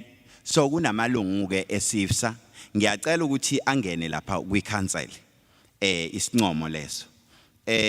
Okunye ke into esikhala ngayo kakhulu kule COVID sinama companies sibonile kukhulunywa ku government kuthiwa khona indlela okuvuselelwa ngayo inkampani okunikwa ifunding yokuthi inkampani ebeseziwa affected zisizwe iThekwini ngalezo inkampani lezo ngoba mhlambe bonke bakhona abanenkampani mhlambe zama event mhlambe zayo iart so ikhona yini kwilokhuzani kwi-budget eyokuthi kuqale kuvuselelwe lezo lawo makhampani enye futhi into esicelayo ngoba sincishwa ama-food parcel asizange siluthe ngisho ukulutha ngoba besaba ngoba awukhululekile uma uyi-artist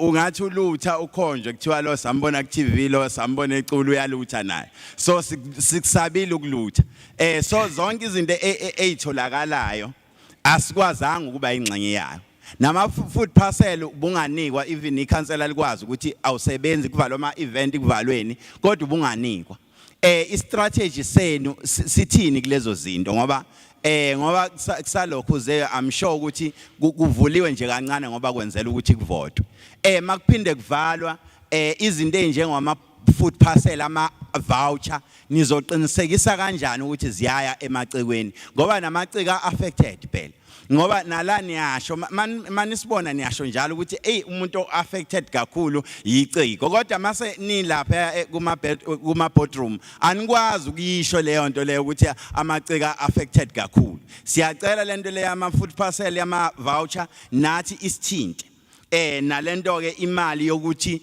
ama companies lawa affectwe iCovid asengasakwazi ukucomply ngoba makuthiwa kuyalokhuza kufakwe icelo kuyacomply uthola ukuthi tax clearance ayisekho ku good standing izina ayisekho right so nina ni umasipala nisiza ngani kulokho kuqala ngoba zonke izinto mhlambe izodlula applying mhlambe omunye umbuzo ngizoxolisa nje ukuba mhlambe umuntu abe mude emude vele into mhlambe ngiyasaba ngale mali ngimzwile ucomrade ukansela uMayor Kaunda eyichaza isamba semali okhosini ngiyasaba ngoba la kulomkhandlo kuka mayitapele kungabeka u20,000 20 million uzofika omunye asabise ngamehla akhe anika u10 owesibili anika u5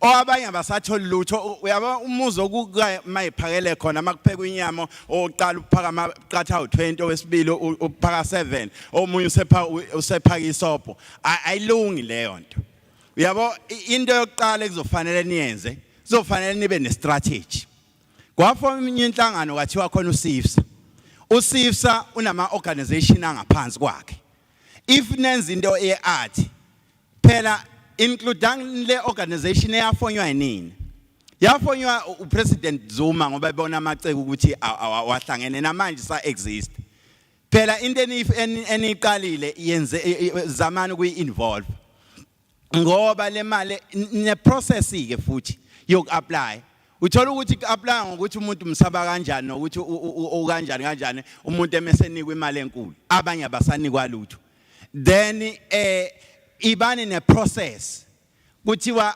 kuya-apply manje sino 10 million zonke ayi-apply yabo zonke ayi-apply ifaka iy'celo ivunywayo ey'shawa kube i-process eclear and transparent and ku-avoid lento leyo ukuthi nombani uzothi hayi ngiyempe kumeya ngiyoyisabisa imeya ukuze ngidedelela imali akuthi makukhona i-federation siyakha kahle siyamaciko sonke yonke into ngisho ngifika mina ngingedwa notsotsi bangakithi ngithi umeya ngiyamsabisa kuzothi uyithintile yini i-federation yabo so ukusebenza kwethu akukho clear so bazo end up ngoba siba ngaka nje mhlawumbe iyotholwa abawu4 le mali yabo abanye kuthiwa balindi financial year ezayo yabo ngoba into eyenze kanjalo leyo yabo ayitholwa into siyatshela sibizwe sonke kuthiwa khona izinto ezenzekayo kodwa mase kuthiwa ziyenzeka zenzakalela abantu abathili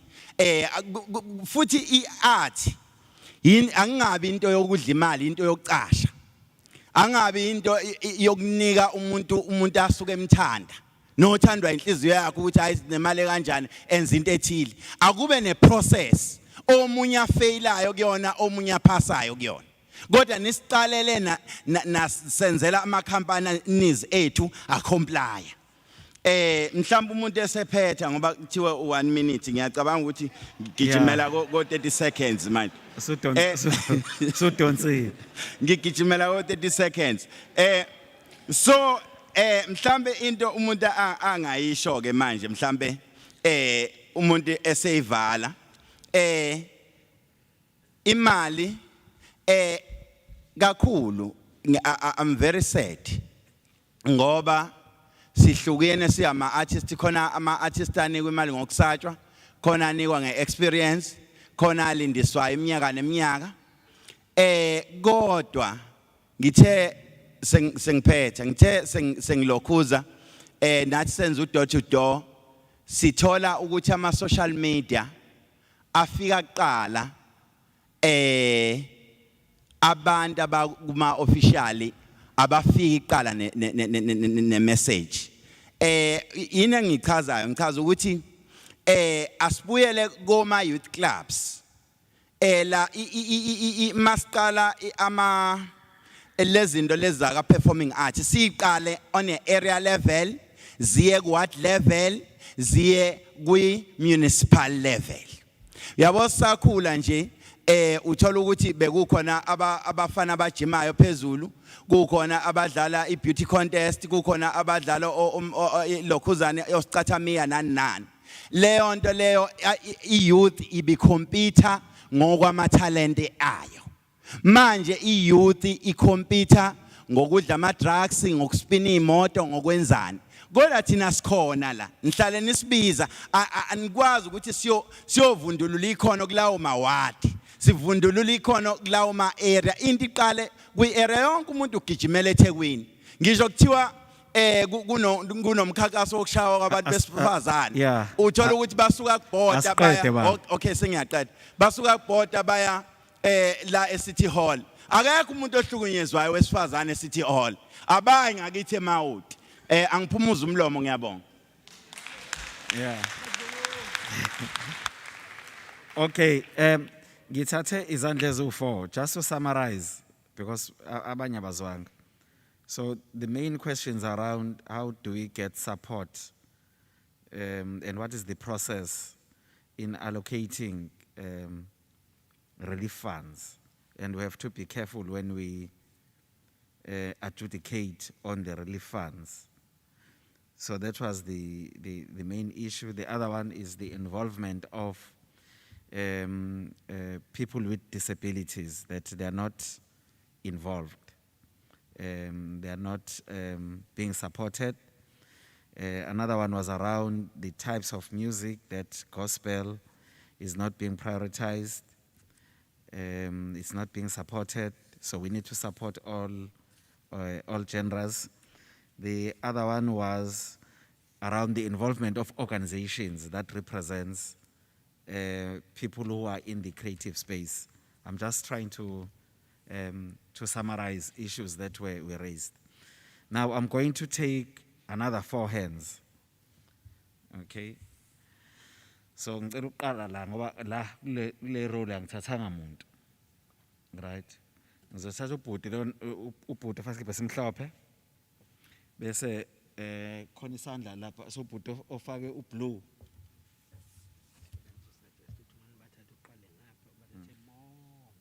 Okay. Mese ubanikeza ama numbers to number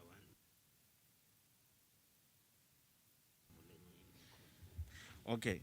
So ungixolele emva kwecamera khona ofake ublue lapha. Right, nemask emnyama. Okay. Ngizothatha ngezandla zethu kubaningana. So angiphinde ngiqale phansi kahle. U1 bekuwena. So number 1, number 2. Right, number 3 la white la. Yeah, 3. 4 ofaka isiqhoko lapha, usisi. 4 ofaka isiqhoko. Ngizocela ukuza la manje. 5 emuva. 6 osisi laba uthiwa basemuva. 5 6 u5 u6. Right? 7 usisi la phambili. 8 ngizama ukuba bias kakhulu kulaba besimama 8 9 lapho wanda 10 ubhuti ofake ijacket emhlophe right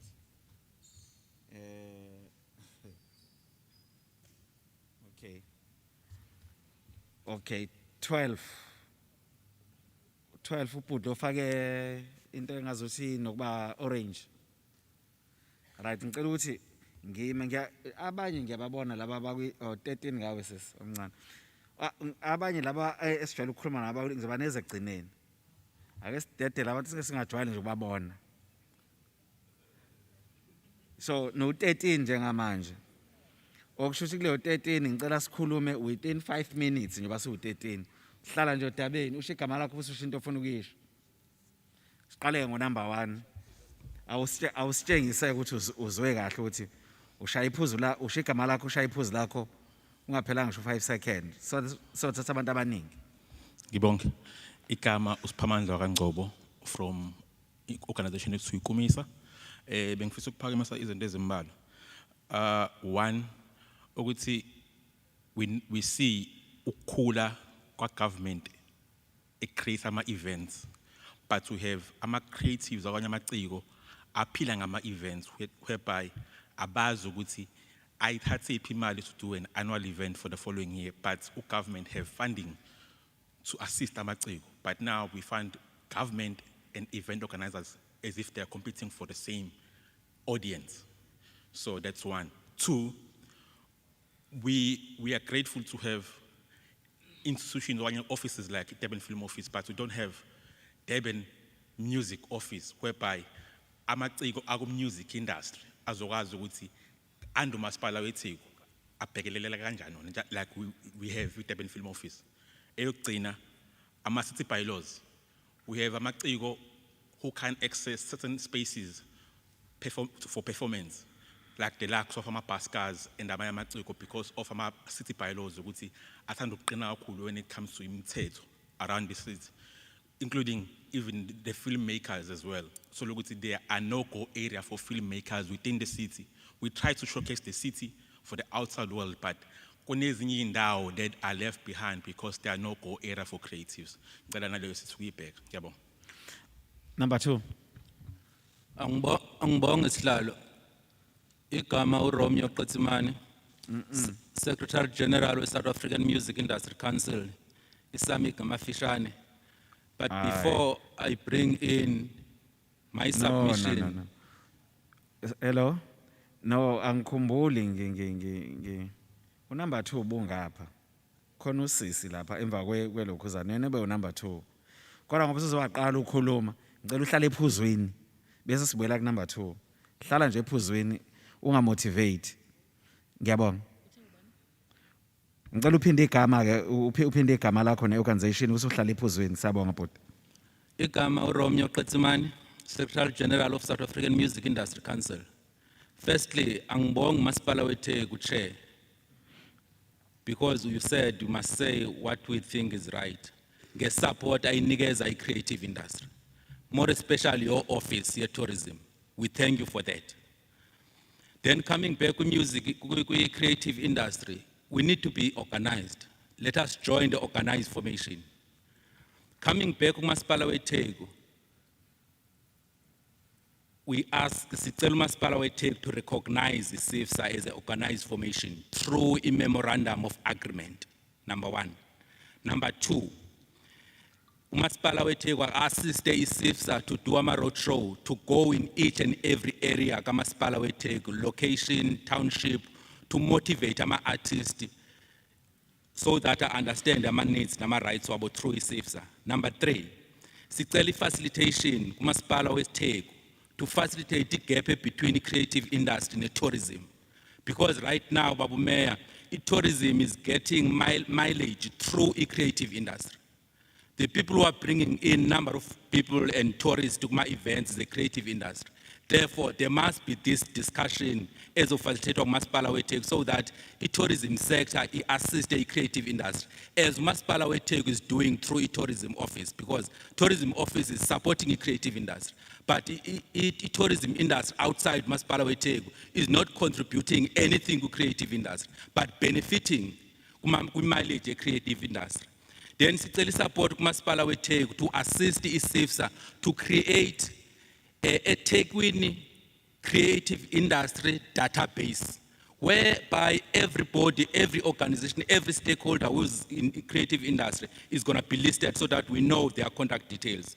Towards my ending, balances of forces, le equality bekhuluma ngayo uMayor, there is no equality with creative industry.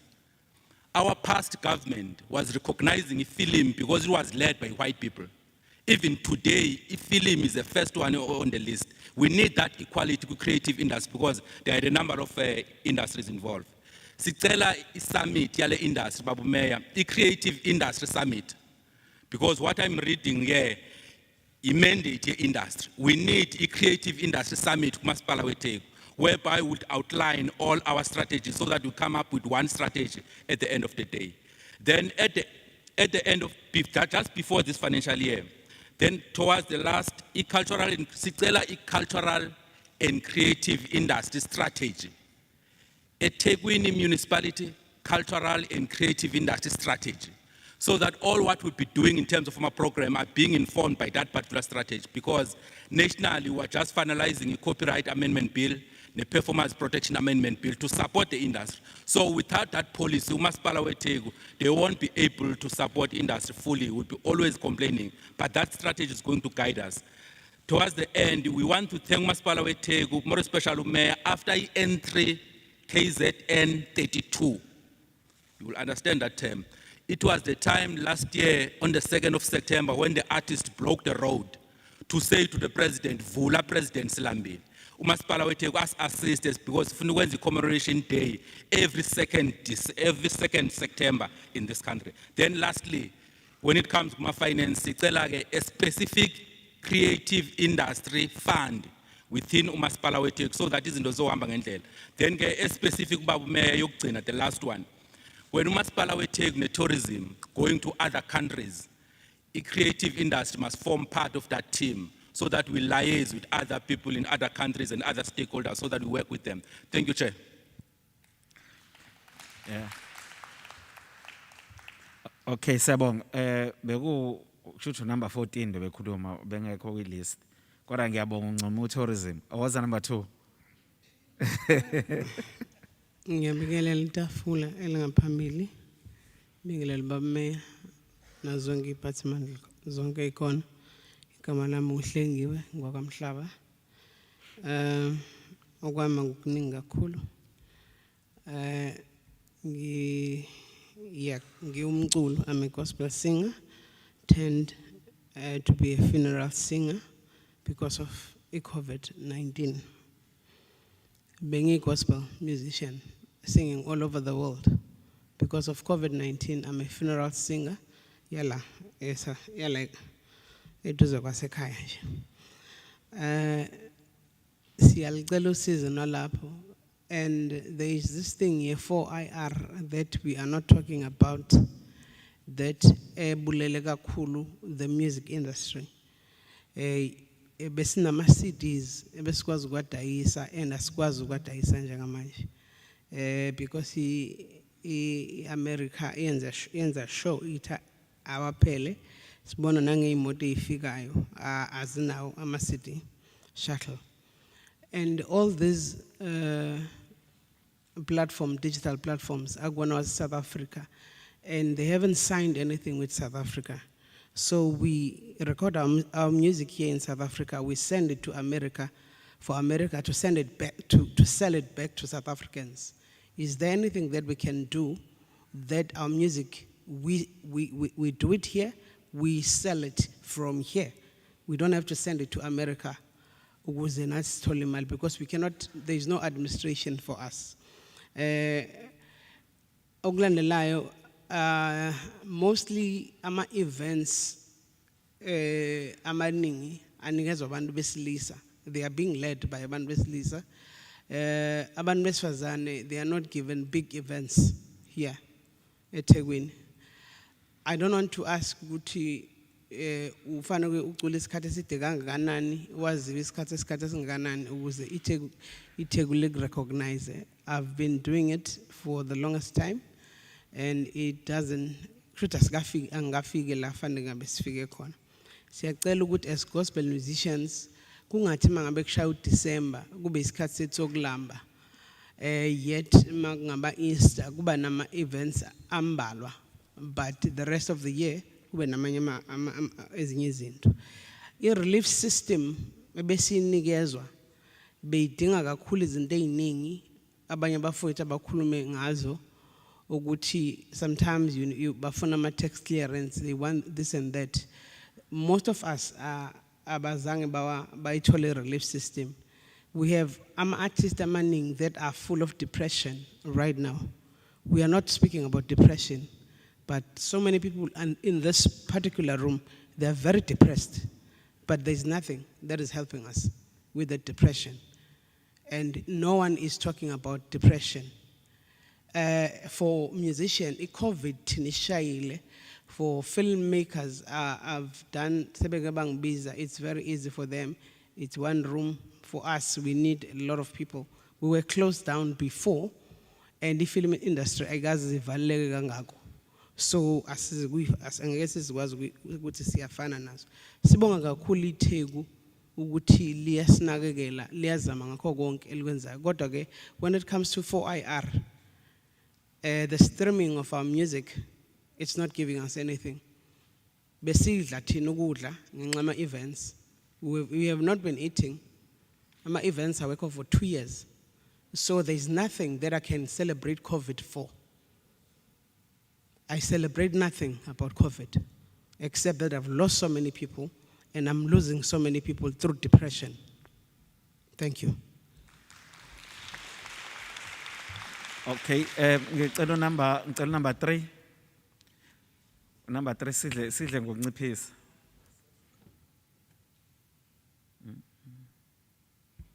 Sanibonani, uSifiso Mthethwa, owner ye Vision Faces Entertainment. Ngumbhali and producer director. Fortunately, ngomhla ngo-2005 I presented the project to Dance Africa Dance. Eyayikade izalwe ngo-2000 eNew York. Ngangithi ngo-2005 sizobe sihlanganisa ama-Africa towards 2010. Unfortunately, the project ayizange ikwazi ukwamukeleka. I then started to introduce it again kumasipala weTheku manje. From 2013 to 2016, ayikaze ithole funding. Ize ithole funding ngo-2016 kwi-Ministry of Arts in Pretoria, whereby sayilauncha la eThekwini ePlayhouse ngo-2017. Now let me brief you about the project. The project ikhuluma ngokuhlangana kwama-Afrika. Umeya kadesho manje sizoba ne-Africa Trade. Ikhuluma ngokuhlanganisa ama-Afrika, ikhuluma ngokupromota i-unity ne-social cohesion within Africans. I-project yayine-representation ngo-2017 about 7 to 8 nationalities in one production. Eyayidlala ePlayhouse. Asikaze sithole usizo noxhaso since kumanje project angeke ngiwabala amazwe. Isithola ama-invites from Europe, Africa. Currently, I'm anticipating ukuthola i-invite in Ghana, whereby befuna ukuyilauncha khona. In Nigeria has said yes. In Singapore and Hong Kong, I have partners about a project ayize khona. Now, unfortunately, mengabe ngikhuluma ngo-2013 to 2016, that means umeya bengekho ngaso sikhathi. So akakho aware. But ngiyathemba futhi ngine-hope yokuthi singakwazi ukuthola usizo ngoba it relates to what umeya had said ukuthi si-promote i-African unity and social cohesion. And umfowethu la uLukhuzumandla mentioned something sengigoqa nje ukuthi how do we sustain ourselves as kwi-entertainment industry? Siyasustain ngokuthi sinikezwe amathuba internationally ukuze ukwazi ukwakha imali phandle ubuye uze ekhaya. Ungahlali njalo ucela, no, it's not right. Because the problem South Africa njengoba kwi-industry ukuthi kulo nyaka ucela umuntu oyedwa, the following year, the following year, the following year, baphi laba abanye abafuna usizo, abalitholi. But if ufanda umuntu kanye aphuma ahambe with the quality of work, ahamba ayo presenter phesheya, uyabuya usenemali usiyakwazi ukusustain. Thank you. Siyabonga. Ngicela ulandelayo number 4. Ushaye kafishane compared to number 3. Okay. Ngicela imsiza lapha aciphize. Yes. Sanibonani. Igama lami uSiyethemba ngisuka ku-Ether Radio. UNoZulu ke wachaza la ukuthi kunomama uma zondi ngakubo wenza music kunama event but akakwazi ukuthi akakwazi ukusebenzisa technology. So ngathi kungaba khona abantu abazokwazi ukusiza abantu abadala because ibona abantu ama creatives esesele nawo esincela kuona and kuba abantu abane patience. Hayi ukuthi umuntu uthola umsebenzi ngokuthi wazibani. Bese mase kunjalo sikwazi ukuthi zona lezo ndawo enjalo sifundise abantu business behind creativity yabo to avoid lezi zinto ukuthi umuntu adume ngengoma eyodwa sesombona after 5 years because akayazi ibusiness akumele ayenze. Kanti the aim is to make money wenza iphupho lakho nawe and uplift abanye abantu. So ngathi kungaba khona abantu abazohambela indawo efana nabo Omam Zondi, if I'm not mistaken, abazobafundisa babe nesineke because i-4th industrial revolution as much as ifikile but abanye abantu abafundisekile ngayo, they not aware. So ngathi leyo nto leyo ingaqinisekiswa nakhona. Siyabonga. Ngicela number 5. Yebo sister Phemuva isikhatha kosilingane nalo number 4. Ngiyabonga program director. Igama lami uNokuthula ngumangubani wakaXulu. Ngiumbhali, ngiumculi. Okwami nje ukuthi ngibonge first ukuthi umphathi wethu kuma libraries she's trying konke angakwenza okusemandleni akhe ukusupporta njengababhali neteam yakhe. Kodwa siyakholela ukuthi kusakuningi kukhulu futhi kusafanele kwenzeke ukuze sisizakale singababhali. I-content ikhona especially kulabo abenza amafilimu. We have books that are ready to be scripted aphume abamafilimu. Kodwa asikwazi ukuthola lawo ma-collaborations ngoba sisebenza ngama-silos and ngiyakholela ukuthi umkhandlu ungasisiza ukuthi sikwazi ukuhlangana senze lawo ma-collaborations.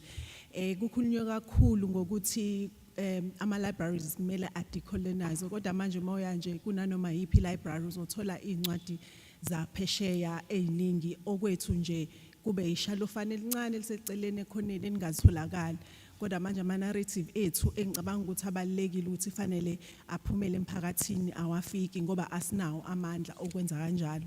Siyacela umkhandlu ukuthi usize nakulokho.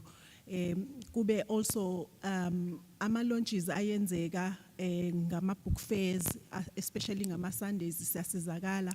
Kodwa siyakholela ukuthi kuba into encane nje ekufika leyo few. Sicela ukuthi umkhandlu wenze izinto ezi-dedicated kuma-authors ukuze sokwazi ukuthi sazeke nathi imisebenzi yethu ithengeke. Kube nendlela yokwenza i-distribution nama-expo ey'ncwadi esiyibhalayo. Nokuthi ke within us ngiyakholela ukuthi akhona amanye skills esinawo other than ukuthi singama-creatives. So kunabantu abaphuma kuma-industries ahlukene aba-trained kwi-management nasey'ntweni abangakwazi ukusiza ngama-proposals, abangakwazi ukusiza to train others and us understanding vele i-industry esikuyona. So ngiyacabanga ukuthi mangase kwenzeka ama-skills skill search ukuthi within amaciko obani abanamanye ama-skills angaphezulu kokuthi benza lo msebenzi wabo obuciko. Ngiyabonga. Siyabonga sis. Yebo waza sis number 6. Yeah. Ngiyabingelela, igama lami nguChuki Mhlongo from Living Arts Organization. Okay. Umbuzo wami la usekutheni kena I understand mhlambe isikhathi esiningi sesikhulume ngama musicians abadansayo but kune sector esishiyayo ama designers lama designers, I'm talking about abantu abancane lana abanama skills. Siyacela umeya ukuthi kunamabhilidi la eDurban angasebenzi avaliwe. What if maybe singawasebenzisa kube mhlawumbe ku manufacture clothing for abantu abaningi la eDurban. Let us invest imali izela rather than to buy online from overseas, the Gushis and so on. We have duty students esebenza now that are very good. Angaba ingxenye yale sector. Secondly, thanks Mayor Ushile wa mention abantu base Africa. Our organization is working nabantu base Congo, Nigeria, Namibia, top artists. I'm talking about Africa Beats. We're working together now. I so wish la eThekwini ukuthi we can recognize them, bringing Manuel Star because Tina siyasebenzisana nabo kuma events amakhulu they are always there. Not. So I think this is the best thing to do. I also have Radio Africa. I'm an artist at eThekwini. You are welcome to use a radio station from Africa. Ikhona is available on phone. Omunye umbuzo uthi Stella studio esizoba available eThekwini for our artists. They're struggling ukhokhela imali zama producer and so on. Stella studio sibe available and accessible to them. Kuzoba lula. Omunye umbuzo la ngiyacela kothi zozo no socks ukuthi as still nama young artists, ama emerging artists, seba ne problem. How long an emerging artist be an emerging artist? Is it 5 years? Is it 6 years? Siyacela ube ne program where there will be a screening from being an emerging artist to a top artist. Sicela ukusizakala lapho. And lastly, siyacela art and culture as kuyena odana no creativity uyaleka in terms of funding. Durban tourism is the only ngasho kanjalo ukuthi iyona department that is good in sponsoring us and in helping these young ones ukuthi ashine. Ngiyabonga. Okay, number 7. When yes. I don't know. Okay. Sanibona igama lami uPhelo Sikakhane. I'm also an author and an editor. Nami ngizohamba ngilomgudu wama-author besacela umasipala bandasize in terms of buying our books. Kade sathenjiswa from when I started writing, it was 2018. Kwakunemali ukuthi ibekiwe for ukuthenga incwadi zama-author basacela abantu avisigqugquzela leyo nto. And next week sinama awards esiwenzayo just to gqugquzela ama-author abonakala ukuthi umsebenzi abawenzayo u-important. Sacela umasipala aside it to grow and make it bigger. Thank you. Hey. Ubemfishane kunawo wonke umuntu ngicabanga olandelayo uzoba mfishane kunawo. Number 8, siyabonga sis. Number 8. Akasekho number 8. Siya covered. Wanda what uphamisile? Yes, number 9. What's on? No, sibonga program director. Igama uWanda wakaJaca usekela nopala jikelele we-Black Business Federation. Mhlawumbe kokuqala aqale sibingelele kubameya nyamazana izokuhlahla kancane nje kwe-microphone ya. Mhlawumbe aqale sibingelele bakumeya nabaphambili. CBBF siyayiwelcome le platform nale initiative ekade long overdue ezomasipala ukuthi ahlangane ne-creative industry. We fully support it. Futhi siyabonga ukuthi sizoba annual ukuze idile ama issues amaningi. Mhlambe ke ngoba le yalonyaka idila nama interventions umasipala afuna ukwenza for i-industry. Siya understand ukuthi maningi ama challenges ningi inkinga ezafisa ukuyisolve kodwa mhlawumbe kwamanje ake siqale sidile nokusolve le yokulamba kwama artists.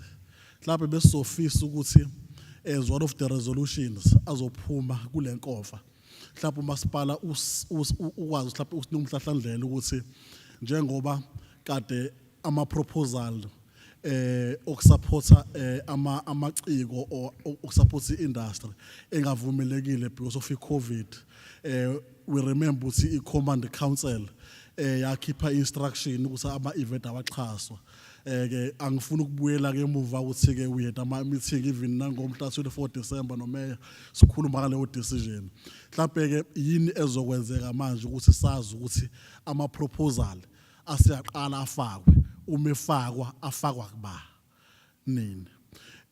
Besingafisa futhi ukuthi kuphinde kuallocate ibudget ekuzoshiya ukuthi hayi mhlawumbe le budget ka 20 million ye recovery of industry ukuthi kuqala kufaka ama proposal ukuthi kusizakale ama artist no event organizer besizocela ke ukuthi ke babumeya leyo budget ihandlishwe u tourism sikusho lokho ngenhlose yodwa ukuthi lapha PRC asinayo confidence kubona njengamanje.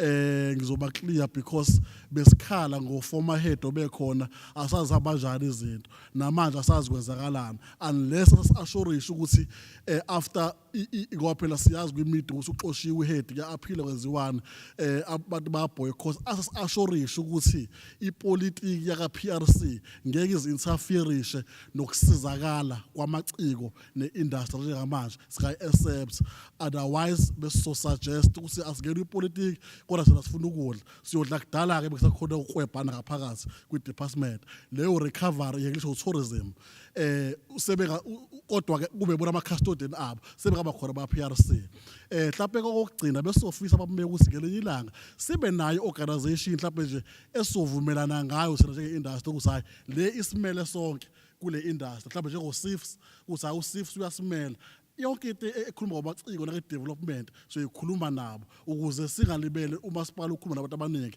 then thina sonke sisebenza under this organization kodwa mhlawumbe is a discussion ekufanele si explore kodwa kwamanje ngoba silambile sonke sifuna silambile ake kukhishwe nje budget bese kuyashiya ukuthi mhlawumbe from 1 October file ama applications azophendula within this time ukuze sikwazi ukuthi si address into yokulamba sibonge ithuba siyabonga. Okay, siyabonga. Waza sis. Thank you. Asibingelele ekubaba Mayor nezikhulu ekhona nguzanele igama lami ngivela kaMira. Okokuqala siseThekwini senza ama events khona ubhuti ke wayisho lento. Siyacela ukuthi thina esinama signature events annual iThekwini ke likhiphe even ama researchers uma ngabe lixhasile bas assesse basho ukuthi i-contribution yethu ku-GDP ingakanani. It becomes very difficult therefore ukuthi siplane uma every year kumele sizongqongqoza sizocela because you don't know ukuthi next year kuzokwenzekani. Une event every year ekuqaleni kwakuye kube khona 3 years contracts then uyakwazi ukuplana because you're not sure noma uhambe eThekwini ngqongqoze kwenye indawo noma uhlale uzoxhaswa ngeke uzoxhaswe and if kushayeka thina kule level yama event organizers at that level kushayeka the entire value chain kushayeka abantu be transport kushayela usiso wenza inzipho udesigner choreographer udancer kushayeka everyone so siyacela ukuthi iplanning ibe easy anisenzele kube lula. Number 2, sicela ungacompete nama events esithi. If ngine event ngikhulumela akungi affect directly mina but I've seen it kwi industry and it affects a lot of our colleagues. If an event umuntu angabi isithi ayikwazi ukuyoqala i-event efana exactly nale eyenziwa omunye umuntu because then se computer civilian manje i-rate payer kanye nesithi. Number 3, Mayor ngijabule kakhulu ukhuluma ngale event that is coming. We have the Celebrate Africa Carnival. It's been happening for the past 4 years, ayenzekanga for the past 2 years because of COVID. 21 countries participating. I-aim yethu ukukhula sibe njenge Rio Carnival ayikho in Africa, at least Cape Town in a carnival ekhona, but siyazi carnival ibiza kangakanani and attractor ama-tourist angakanani. I-aim yethu ukukhula siyofika kuleyo level. Celebrate Africa Carnival with 21 countries. Njengoba kunale event ezayo, sine template, sine know-how, how to do it. Siyacela ukuthi sifeatureishe even kwi-opening of that because isikhona kuyaziwa ukuthi kwenzekani. It's a matter of pressing a button and bring all these people to participate there. The last thing engicela ukisho ukuthi ngizwe kukhala kakhulu nge-capacity building. What is beautiful is, in November, there is a new institute that is being launched here in Durban. For the first time, asilindile abafikayo bezosifundisa, but this is a partnership of 9 industry players, key industry players in Durban. We've been in the industry for more than 50 years between all of us from different sectors, and we are launching a Pathways Creative Institute. Eskola ukuthi, because this is not theory, but iphethwe abantu that have been in the industry for a long time. Izokwazi ukuphendula zonke lezi zinto. I mean, i-training ka-MC, i-training yomuntu ophatha microphone, small little things that make a big thing. So siyacela ukuthi nalapho lezi zinto okukhalwa ngazo la, because the institute will be looking at that training and training and training. We're hoping ukuthi umasipala uzokwazi ukukhokhela amaciko ukuze akwazi ukuparticipate in that. Thank you. Siyabonga. Sesiya ngasephetheni sengizo emva kwalezana sengizothatha laba esijwayele ukukhuluma nabo ngibanike nabethu baze basigxe bangigxe ukuthi angibakhombanga bengifuna bakhulume ekugcineni. Ngiyeza kunina baba. Izandla ngicathe izintathu zokugcina bezinga usisi lo. Yes, sisi. Igama lami ngothanda ngwagumede from Emlazi ngiqhamuka kwi-EFA, which is eThekwini Filmmakers Association. Mina Tatumeya ngizobonga nje ngento osenzele yona ne-Durban Film Office because ngi-student kwi-EFA. This is my second year. Khona abanye aba before me. Ngiyabonga kakhulu nabantu enisilethela bona bezosifundisa just to equip us kuma talent ethu, especially kwa film. So into engicelayo nje mina ukuthi ngicela phela njowani isixhasa nesifundisa mahala. Ngicela ukuthi nikwazi nathi phela ukusebenzisa. Lapha we got producers, directors, sound engineers, ayikho into engekho concerning into ya film. So bengicela nje nayo baba uNozulu ukuthi if njengoba ekhuluma ethi ubekade ne budget ya 1 million tontoni, ngicela ukuthi ba next time mangabe eqala project as EFA bakhona ubhuti Andile noma ngasithatha senza ama interns because we are well trained. Yabo siyacela nje kusibandla bas recognize. Ngiyabonga. Okay. Beko West 10. So kusho ukuthi kusele izandla ezu 3 ebengikhombele bezinga la. Ukusisi lo semuva lapha egcineni. Kuba ubhuti lo phamisa isandla. Ake nize nje nababili. Sanibonani. First thing first, Kamala Mmenzo Nxumalo. From inaugural support for disabled people. Bekade ngithi ngikhomba laba abawu2 abala kodwa aqhubeka. All right. Igama lami nguMenzi Nxumalo from inaugural support for disabled people. First thing first, I just want to say thank you. I'm proud of it. As soon as you walk through the door, there's a gentleman in a wheelchair right there. It means Uguti disability, yeah, in KZN especially.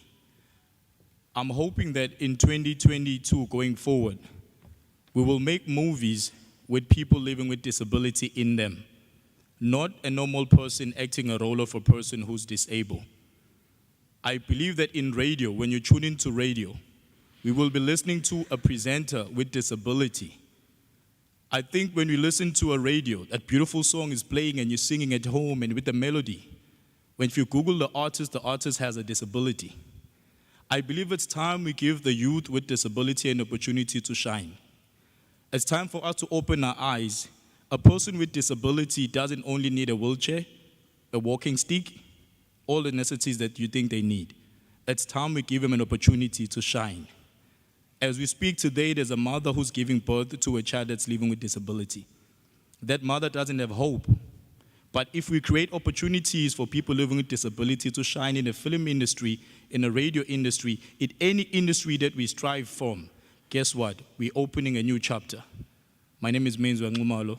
It's time we give people with disability a chance, and thank you very much, Mayor. Ngiyabonga. Siyabonga. Ngicela uza sisi lapha emuva bese kuza wena bhuti kuzobe sekuphela lo 13 wami ke bekade ngushilo. Ngibingelele baba Mayor nasonke ihlalo na wonke umuntu. Igama lami nguMbalenhle. Akuzwakali sisi ngcono mhlambe. Ngiyezwa. It's all right. No ngicela ushintshe microphone sebenzisa enye. Okay.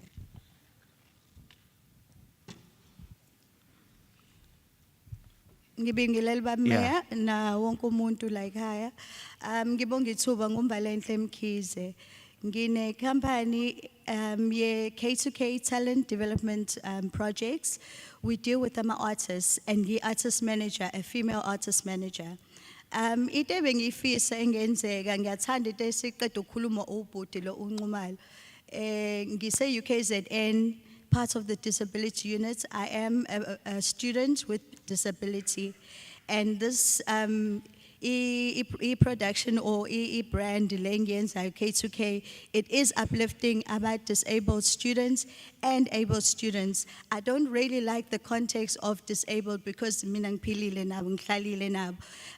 They are able and they're well functioning. Kwimanje UKZN sine gospel artists amongst many others. I would like ukuthi if government, if uhulumeni, if amaciko can be recognized in the abilities of us as students with disabilities, please could you have an intervention and recognize us, ninama artists, ase pambili as female artist managers, siyadinga nathi kungene ku industries, nis mentorisha siphakame senze izinto zenzeke. Siyabonga. Yebo. Yebo bhuti. Sanibona. Sawubona baba Mayor. Yeah.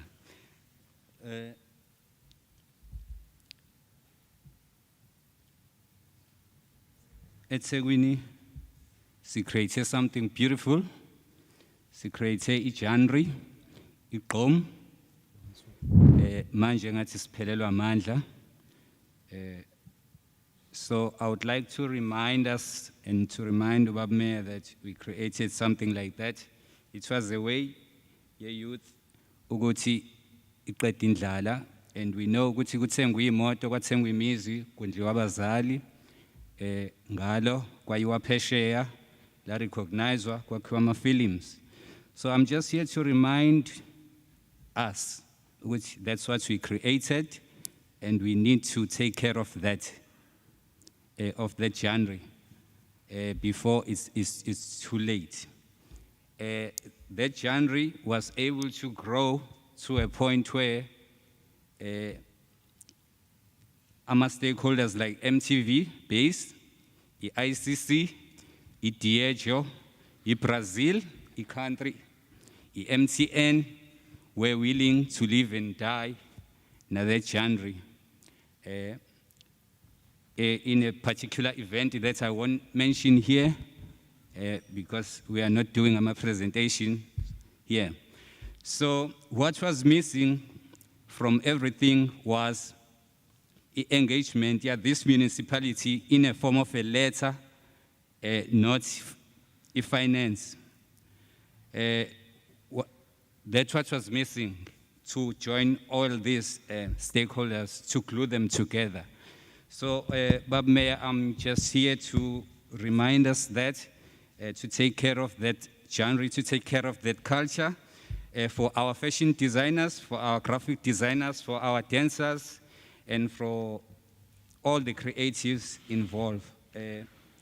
Ngiyabonga. Yeah. Siyabonga, sengizocela ukuthi ke ngithathe wena baba, ngicela zahle manje izandla. Sesibe nezandla eziwu-13. Kwakhona esinye esirobhile kwaba sika-14, kwakhona esinye besirobhile kwaba sika-15. Ngizothatha lezandla eziwu-2 bese ngidedela ipoint elilandelayo kwi-program. Ngoba fanele phela sibe siphendule manje. Sekukhulunyiwe fanele nizwe ukuthi siphetheni. Mhlambe sine-answer kuyona yonke lento enishoyo. Mhlambe sino 0 futhi kule nto enishoyo. Mhlambe sino half.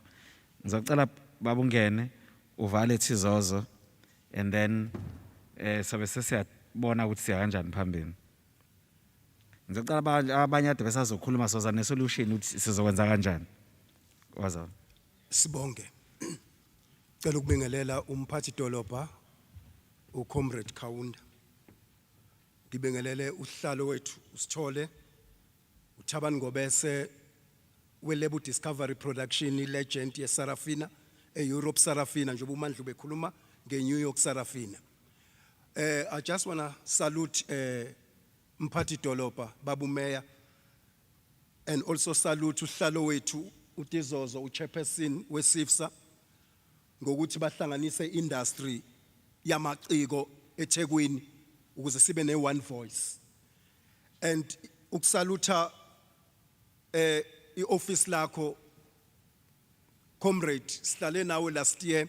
I just want to encourage every artist la from uSgwili no siswami ke wakhuluma ukuthi sinabantu these days e-office abakwaziyo ukufinyelela kumuntu ngisho nobody engadumile engekho popular engaziwa njengomfana kaNgobese wakaMasha sinqaqaweni obengaziwa all together, but ngenxa yoku-engage no-councillor uKhaunda uMayor owabona imarch esasiyenze ngoJune 16 last year under leadership yoTizozo iSIFSA all of ama-artists sikhuluma ngento eyodwa yokunganakekelwa kwethu. But the following day councillor weza wazoba nathi khona into engayithanda wayisho wathi njoba usuhleli kulehlalo uzobulala uKhondolo ozobulala iEmpire ukuthi ikhekhe elikhulu le-entertainment eDurban kube yi-one man show. Kuyaziwa nje makukhishwa ibudget inikeza ubani abadluli ngisho ku5 for many years. I mean 35 years in the industry, but this is the first time sibona umuntu okwazi ukuza kuthina azohlala nathi asilalele. Wafika wawubulala lo mkhokha wokuthi kudla abantu abambala eThekwini. Kuyaziwa nje ukuthi hayi umukhuluma nge-event oSoren so bakasibanibani abadumile abawomngani kabani. Waqeda lapho wayisukumela.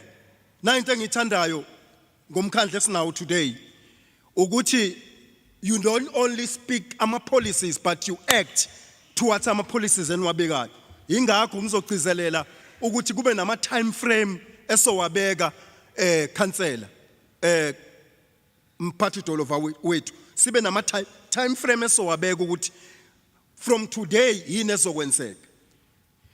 Kunama office kunama department engifuna ukuwasalutha kakhulu asukumile kwi-crisis ne-disaster ne-depression amacika bengene kona from last year March iqala iCovid. We were in ICU, we were buried, abanye bethu sebengcwatshiwe abanye abasekho, but yasukuma lemnyango yathi sizosukuma senze show ukuthi ama-artist ayaphila during this time. PRC under leadership kaBaba uMacingwane umchunu uThemba Mchunu kube uDurban Tourism kube i-Office of the Mayor under leadership ye-Youth Office. Straight after si-engage nawe Kaunda mfowethu wasukuma wangahlala phansi. Na into engithandayo wasukumela nabantu abangelutho. Last year beginning of March I invest my time ngahlala nama homeless labantu ababizwa ngamaphara. Many artists behamba benza ithoy around. I mean ngathi no, let's find talent in them. Ngiyayithanda into oyishilo Mandla mfowethu wathi kune talent eThekwini and kufakazi ngilitholile italent kubantu basemgaqweni ababizwa ngama homeless. Spend 7 months ngihleli nabo and we create a production ebizwa nge-Greatness is Within You. Sayifaka ePlayhouse nga invite i-office lika Mayor nga invite uMayor bafike bayibona. Weza uMayor endaweni ebukelwa phansi la bahlala khona labantu abanukayo engasifondeli umuntu ukubona. Weza uMayor wafika wababuka strictly for a production rehearsal wafika wayibuka. Ngicela untshela namhlanje ma-creative ngcwele Mandla mfowethu, this production today is going to be a movie. Ngakhohlwa uDurban film obe ingxenye through instruction yakho councillor ukuthi usho ukuthi every door must be open ngeskill eseThekwini se-talent eseThekwini. Namhlanje we're going to have a movie that will be an international movie where 2 actors from overseas, 2 actors from part of Africa, and many actors, 70% of actors in Durban are people from the street, homeless, telling their story. Telling their story about impilo abayiphilile. And ngiyakubonga kakhulu, ngiyasaluta umkhandlu ngokusukumela abantu abangelutho. Mfowethu Squeal, I can promise you, ukuthi anything enishilo, including abahleli my wheelchair. I mean, I'm involving myself. Ukuthi Squeal, you can be part of that production with your skill of music and gospel. That's my background, Squeal. Abafowethu abahleli my wheelchair, you can come and be part of actors in that movie. I open windows, I open door, come and join us. Thank you so much. Siyabonga ngicela ungivalele and then bese kuba uThizos. Angithandi kakhulu umuntu mesincamo. Ngithanda la uzosishaya. Ngoba manje ukunconywa ngiyazi ukuthi mase ngikhuluma nobaba Mayor ngisho bazwile basincomile. Manje ufuna ukuthini kuthina baba Mayor? Oza Thizos. Kuthi angithi ngiyayisaba le ndawo ngiyayisaba le ndawo bile ndawo ngiyayisaba le ndawo awuyebile ndawo ngiyayisaba le ndawo ngiyayisaba le ndawo asuba yebile ndawo sayisaba le ndawo esikuyo yebile ndawo bathule nje badli imali zethu basuba yebile ndawo sayisaba le ndawo esikuyo yebile ndawo ngiyayisaba le ndawo ngiyayisaba le ndawo basuba yebile ndawo sayisaba le ndawo esikuyo yebile ndawo bathule nje badli izimali zethu yebele ndawo amandla qina artist qina artist qina unite maciko unite maciko unite ngibingelela umhlangano ikakhulukazi ubaba ukhansela ucomrade Mxolisi Kaunda phakathi kwethu kunezimbali zesizwe ama models ayenjalo eveze ubuhle betheku aziqatshe ngokuthi angenzi okrongi aziphathe kahle bathe uma ngabe khona umeya baye bafise ukuthi babe khona bayafisa nokuthi kube nendlela yokuthi nabo basizakala kanjani. Baba umeya sizamile ukuthi sihlangane under i-federation ebizwa ngokuthi Cultural and Creative Industries Federation of South Africa, which is USIFSA, eyalontsha nje ngokusemthethweni by upresident and the minister. Ilapho okusuke kuhlangene wonke ama organization or ama forums or any organization that has to do with the industry yama creatives esikunxenxayo ukuthi amanye ama organizations akhona la ngaphakathi ngaphansi kwamasipala weTheku abengakaze ezwe ngusifsa nalawa amanye ezwa kodwa angafisi kuba ingxenye. Uhulumeni wasicela ukuthi sikhulume ngezwe elilodwa, so kubalekile ukuthi sihlanganise sibe into eyodwa. Baba Mayor umuntu oyalalele uma ngabe abantu bekhuluma. Akukuningi sicelayo. Siyafisa ukuthi kunento umuntu emphatha kabi mangabe kulokunconywa kuthiwa Mageba ngizwile nobhuti Mandla esho lapho ukuthi engathi inhle into esiyenzayo unite industry. But kubhlungu mangabe kunconywa konke lokho ekubeni sibheka isimo esisebenza ngaphansi kwaso. Baba Mayor asinalo ioffice, siyacela ukuthi kube neoffice le industry. Baba Mayor siyadinga ifunding yok admina lelo office lelo. We need a resource center la ekuzokwazi ukuthi anything that has to do with the creatives itholakala khona, ngabe ifilimi, ngabe istudio, ngabe anything sibe nento la esokwazi ukuthi eyethu kunamabhilidi afile amanya kuyihlalela nje abafethu abasuka ngaphandle bayawa owner barentisa abantu kona, sinikwe nje noma ibhilidi nje la ekuzokwaziwa khona ukuthi if ufuna into yeindustry ila ukhonjwa khona.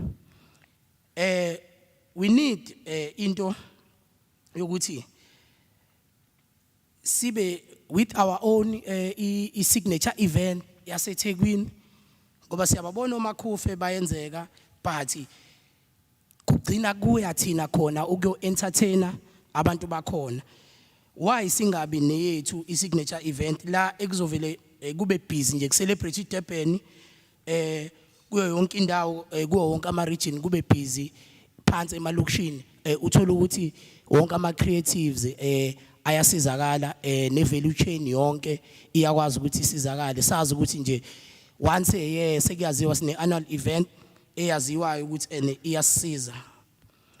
Sisimeni se COVID-19 ezamaciko ngokuhlukana kwama sectors ethu 9 singakwazi ukuthi silekelele ekupromotheni ukuthi abantu ngoba isocial media igcina ikhuluma izinto ezirong kanti ugovernment usitshela into eyodwa ukuthi asijoveni sonke. So use us as amaciko ngokuhlukahlukana kwethu. Gender based violence yithi futhi esikwazi siyabonga ukuthi sathi uma ngabe sicela kuwena wakwazi ukuthi ukhulume noDurban Tourism usinikeze ibhasi nakho kunezingane ezayishonile kwamashu senza imarch eyayiorganizwe amaciko with no funding. Siyafisa ukuthi nalesihlamvu esingenele ezikoleni izingane zikhwazana ilimazana nisebenzise to go there and motivate lezo izingane ukuze sakhe itheku elihle elizoba right. Lapha kwa PRC babu Mazibu kuthiwa act siyafisa ukuthi ngokukhulu ukusheshsha bambe usiqashele ihead ezosebenza laphana and futhi mawuqasha leyo head ungasiqasheli umuntu ozokwenza ukuthi sigcine swashisa lawa ama office. Siyafisa ukuthi ngoba sekuwesteke unyaka wonke u2020 no2021 uPRC kungekho into yenzayo kodwa kune budget yomkhandlu. Thina as ama practitioners kwa creatives sibelonga khona kwa PRC. So asikujabulele ukuthi sibelonge endaweni la engekho ihead khona. And siyafisa ukuthi ihead ezokhethwa kube ihead ezokwazi ukuthi isebenzisane nathi ukuze konke kuhambe kahle. Sibonile ukuthi sekuyaqala kuyasebenzeka kwa Art and Living Cultures. Siyafisa ukuthi kuqhubeke. Siyakubonga ukuthi uDurban Tourism uyakwazi ukuthi umupromoter itheku usebenzise us as ama influencers and kumanje njengoba kune program ye My City My Heritage amaciko ethu siyawabona esebenza. So sifisa ke as usifsa ukuthi wena njengomphathiswa mayor babu Kaunda ko wonke ama department akho umkhandlu wetheka awunayo iPRC no Durban Tourism kuphela. Siyafisa ukuthi kuwo wonke ama department wakho uke usintroduce kuona sikwazi ukusebenza nakhona lapho ekudingeka khona izinto ze creative. Sifuna ukuthi sibe ingxenye yawo. Siyacela ukuthi sibe iphathi yawo wonke ama department kungabi ilama department wokubili because into ye creative ibanzi. Ungangamdinga utizozo but umdinge umuntu wefilm. So siyafisa ukuthi sikwazi ukumeleleka konke. Siyabonga kakhulu. Siyabonga kubona bonke abakhulumile.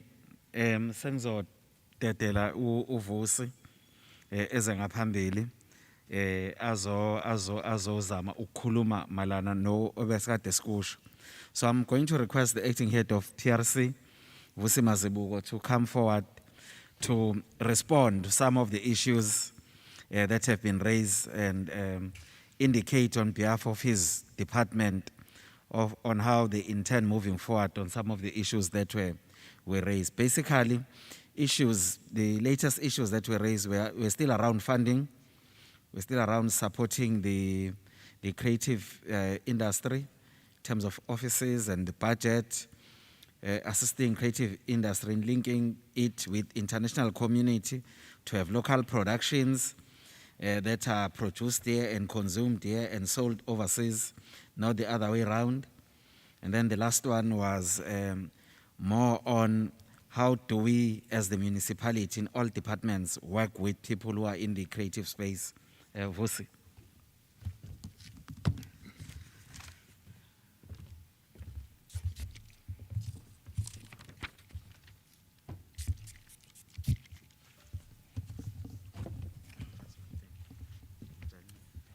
Ngicela ukuthi manibona apha kuma program usazobuya ubabmeya sazogoqa kona konke kuzobe kuxoxiwe. So the mayor is still going to come back in the last item to summarize and chart the way forward. So if you can keep that in mind. Thank you.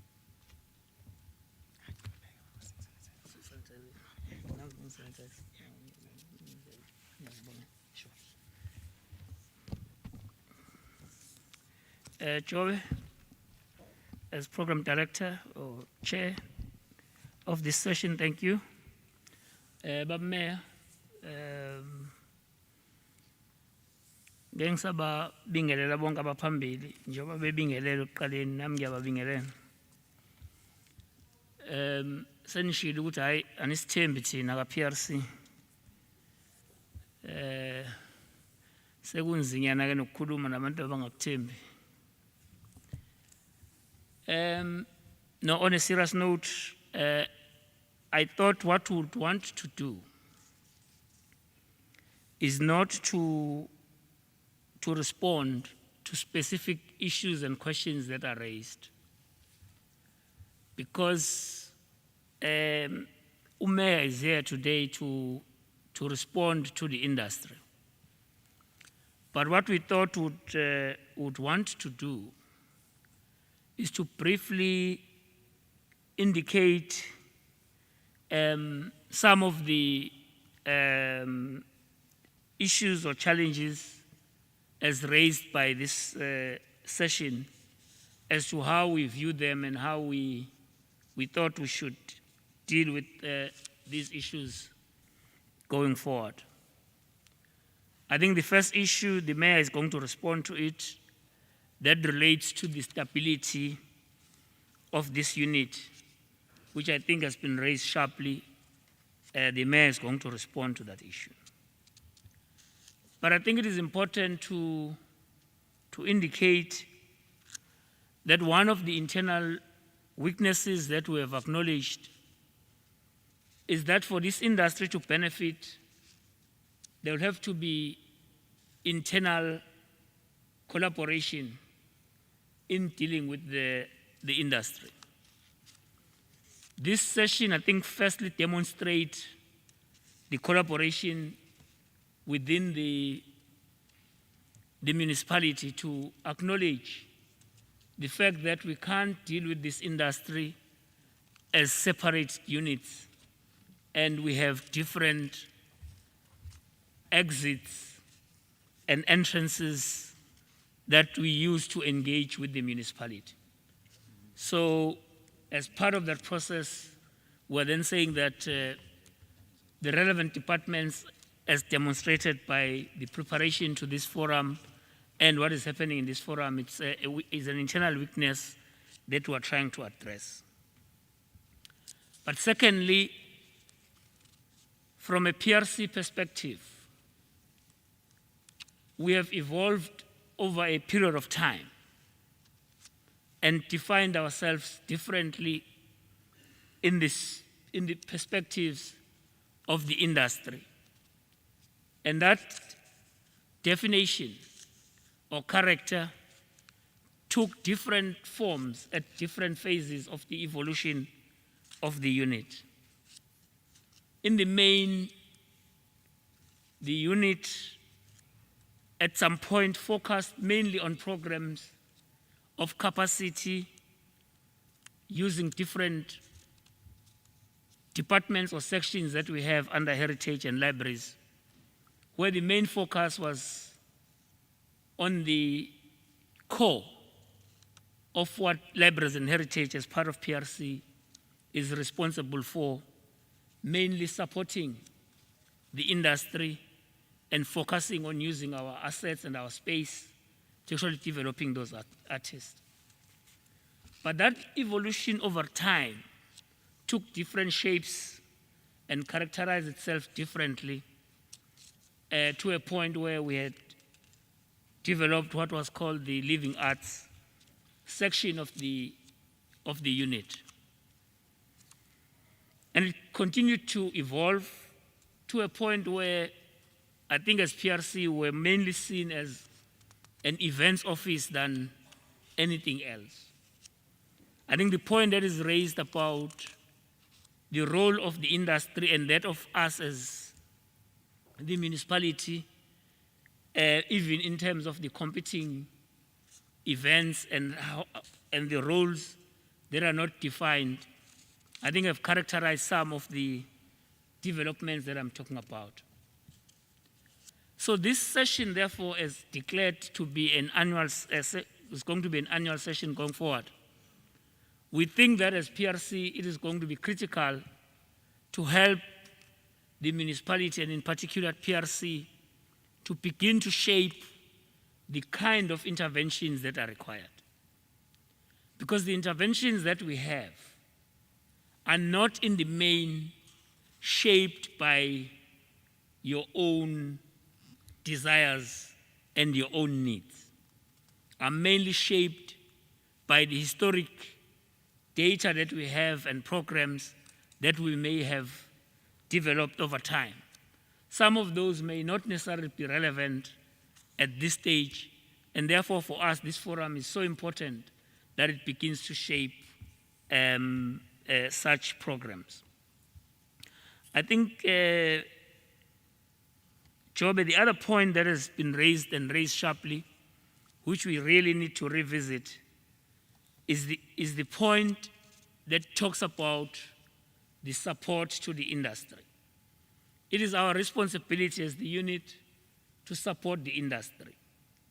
But as to what kind of support and how we support the industry, I think it's a point that we're asked to revisit. Because our support comes in different ways.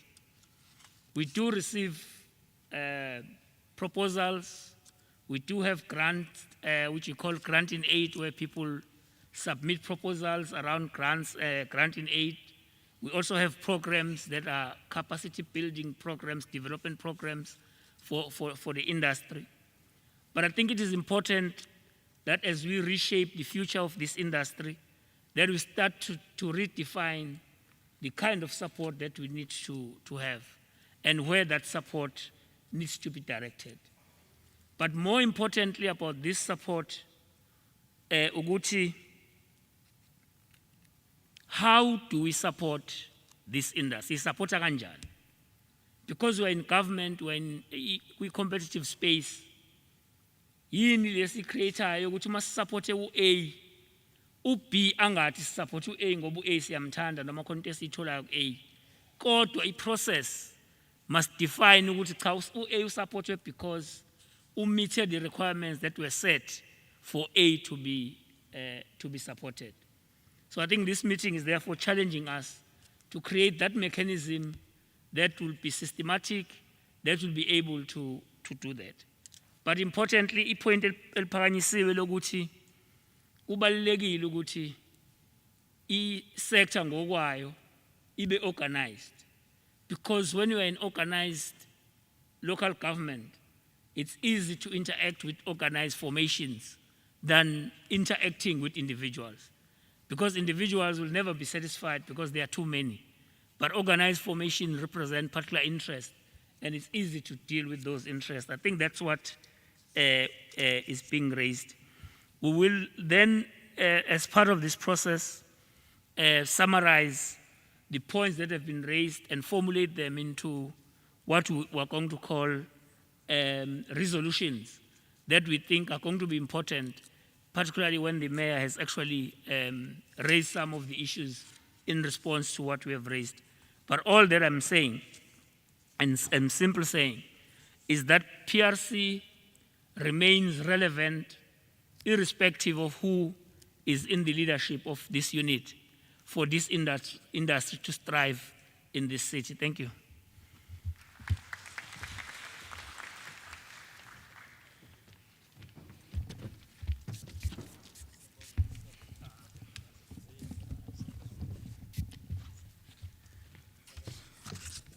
Okay, no, siyabonga Vusi. Ngizocela ukuthi bese ngoba sesifike ngasemaphethelweni sekuzokhuluma ubaba uMeya, but befanele ukukhulume no Durban Tourism qad noNonku from business support. Ngizosala sengibakhulumela ukuze siqoqe. Ngoba ama department vela ngaphansi komnyango engikuwona. Yeah, so mhlambe one of the things ebesithanda ukuthi ni understand as people who are in the creative space is that we are a one municipality.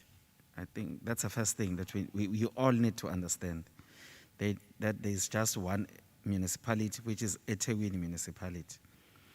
And then eThekwini municipality has different departments or units dealing with different programs, which are aimed at assisting the creative industry. Okay, so those programs, Umeya can't present them as Durban Tourism Program or PRC or community participation. He presents them as eThekwini intervention intervention in supporting issues raised by the industry. But they come from different departments. Now, Durban Tourism, the work of Durban Tourism is to market the place, is not to market. I always say this point because people get confused by it. We are a department within eThekwini that is not promoting eThekwini municipality as an organization. Because kune organization, noma inkampani, noma umkhandlu kuthiwa yi-eThekwini municipality. Our work is to promote indawo, a place called eThekwini on behalf of the organization or we eThekwini municipality. So we promote the place. So how do we promote the place? We promote the place by showcasing or telling a story about the uniqueness of the place compared to other places. So, as an example, I know Zulu kuluma kakhulu ngento zomlando noma ethinte beyithinte nomlando. For example, King Shaka is not from Durban. He was from outside of Durban, but he used to visit Durban. He never attacked anybody in Durban, but he used to visit here and relax here and go to certain places within Durban. One of them being Amanzi Mtoti, the Harbour, the UKZN site, as his places of retreat. So that's a story that we must tell outsiders that come to Durban, which was used to be a place visited by the great King Shaka as a retreat. Okay, now, then the question from the tourists would be, once I'm there, then what happens? Then if there are museums or libraries that talks about King Shaka, then we tell them that these are the places that you can go to, and then you'll find the footprints of King Shaka. But we don't act, we are not actors, we are not people who are in the creative space. It's to tell a story that this is what we provide, this is what you can enjoy.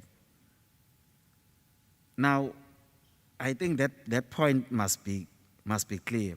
Now, how do you tell that story to a person?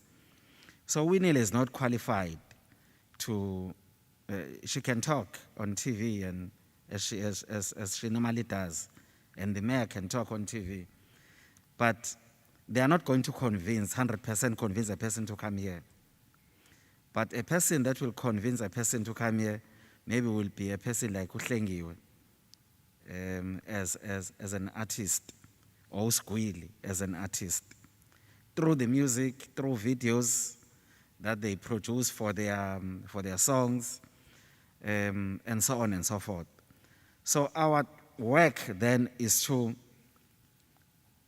in the main, is to buy that skill, it's to buy that service from them. It's not to develop them. Then Uvusi develops the talent.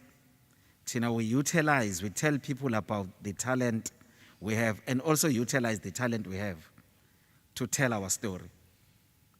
That I'm from Durban. So they will do it in different ways. So same thing applies to the fashion industry, to abantu abadwebayo, and so on and so forth. Now, like today, I know that there's busking taking place in the city, in various parts of the city. It's just to try and make the city to be lively for visitors, since we have a long weekend. But we don't develop people who are doing busking. They get developed somewhere else, by province or by the city or by their own organizations. So ours is to support and market. So I think that point must be clear. So what, as a way forward, what we then need to do, because we're here, we've heard your issues, is to sit down with PRC and come up with an integrated program. These two departments and others, to say this is the role that we'll be playing, and this is your role that you'll be playing as PRC. And this is the role of artists or of people in the creative space. Now it's easy for me to speak to, we can leave the meeting here within an hour, we can come up with a program. It's not a problem to come up with a program. We can look at the budget, if there's a budget, we fund the program. We take it to EXCO next week, Tuesday, take it to full council, it's approved. So they need something now. I think the mayor would like to take something like that to full council as a response to a meeting today. You know, those things are easy to do. The challenge will be maybe the amount of money required. But the biggest problem that we also have is that once the program has been approved, so everyone here was talking about CIFSA. Once we start to sit down with CIFSA, then there's another organization coming up representing creative industry. Then there is another one. And within CIFSA, there's also a fight taking place. So all of these people are fighting over 2 million that has been approved, or 500,000 that has been approved by the city.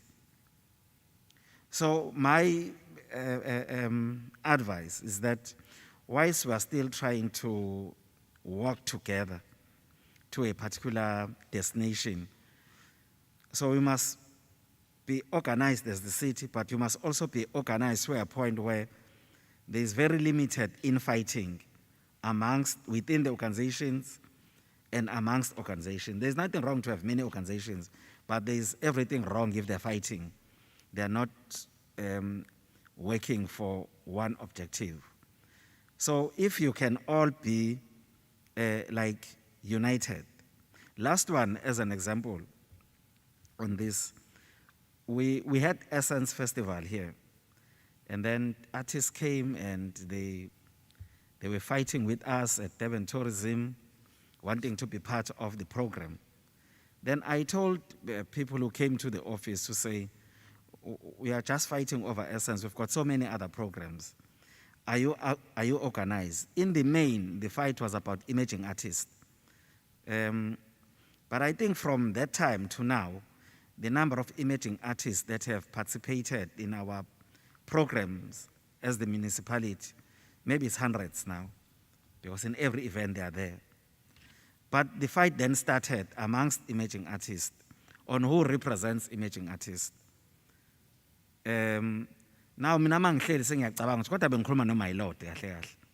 Umuntu ofika ukukhulumela lama emerging artists ngalesa sikhathi. Manje sekukhona abanye abasha. Kodwa manje mina ibias yami nothando lwami luku my lord.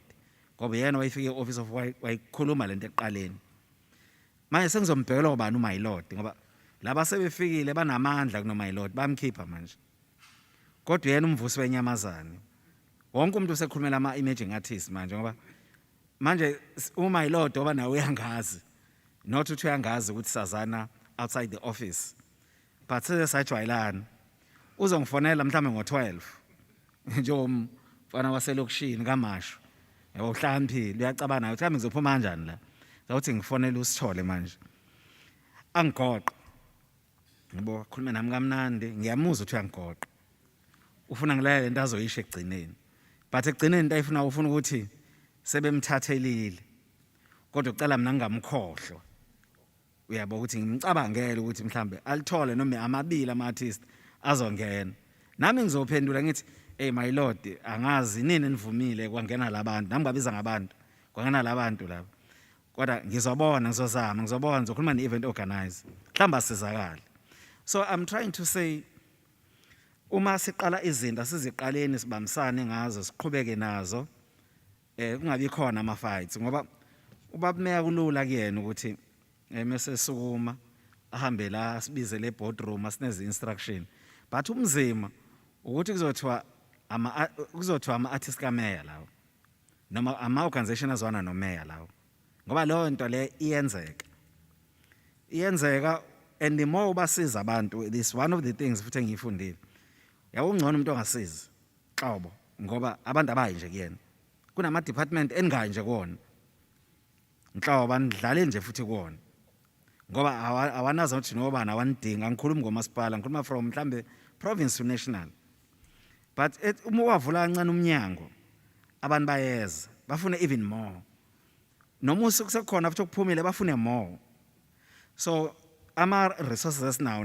nathi are limited sishawe na iCovid umasipala akwazi ukuqoqa imali yanele so imali nje basikhuluma nje la kuyimanje angizami ukuthi umeya angathi mesekhuluma la khulume into mhlambe enizoyithanda kodwa imali nje mina sinovusi njengamanje siyazi bayithi asinalutho ngoba imali vela ayikho umasipala uyahluleka ukuqoqa imali ngenxa ukuthi asikwazi ukunivalela amanzi asikwazi ukunivalela ugesi abantu abakhokhi imali ingana ncane abantu baxoshiwe emsebenzini abantu abasebenzi so imali esinayo incane noma ikuphi kuzokwenzeka wanda kuzobe kwenzeka ngokuthi ikuphi okuavailable njengamanje okuncane okukhona njengamanje ayikho imali ngahleka ngelinye ilanga ngoba nahlala no city manager nafuna 16 million ngifuna 60 million I think go 2 weeks ngathi ngatshena ubaba meya athi bathe u16 million naye wathubuthi hayibo becathi mhlawumbe ngizobe nje 500,000 16 uphuma apho 16 so ngizama ukuthi whatever esizoqhamuka naye egcineni ngokubambisana uma uthi ikhona singakwenza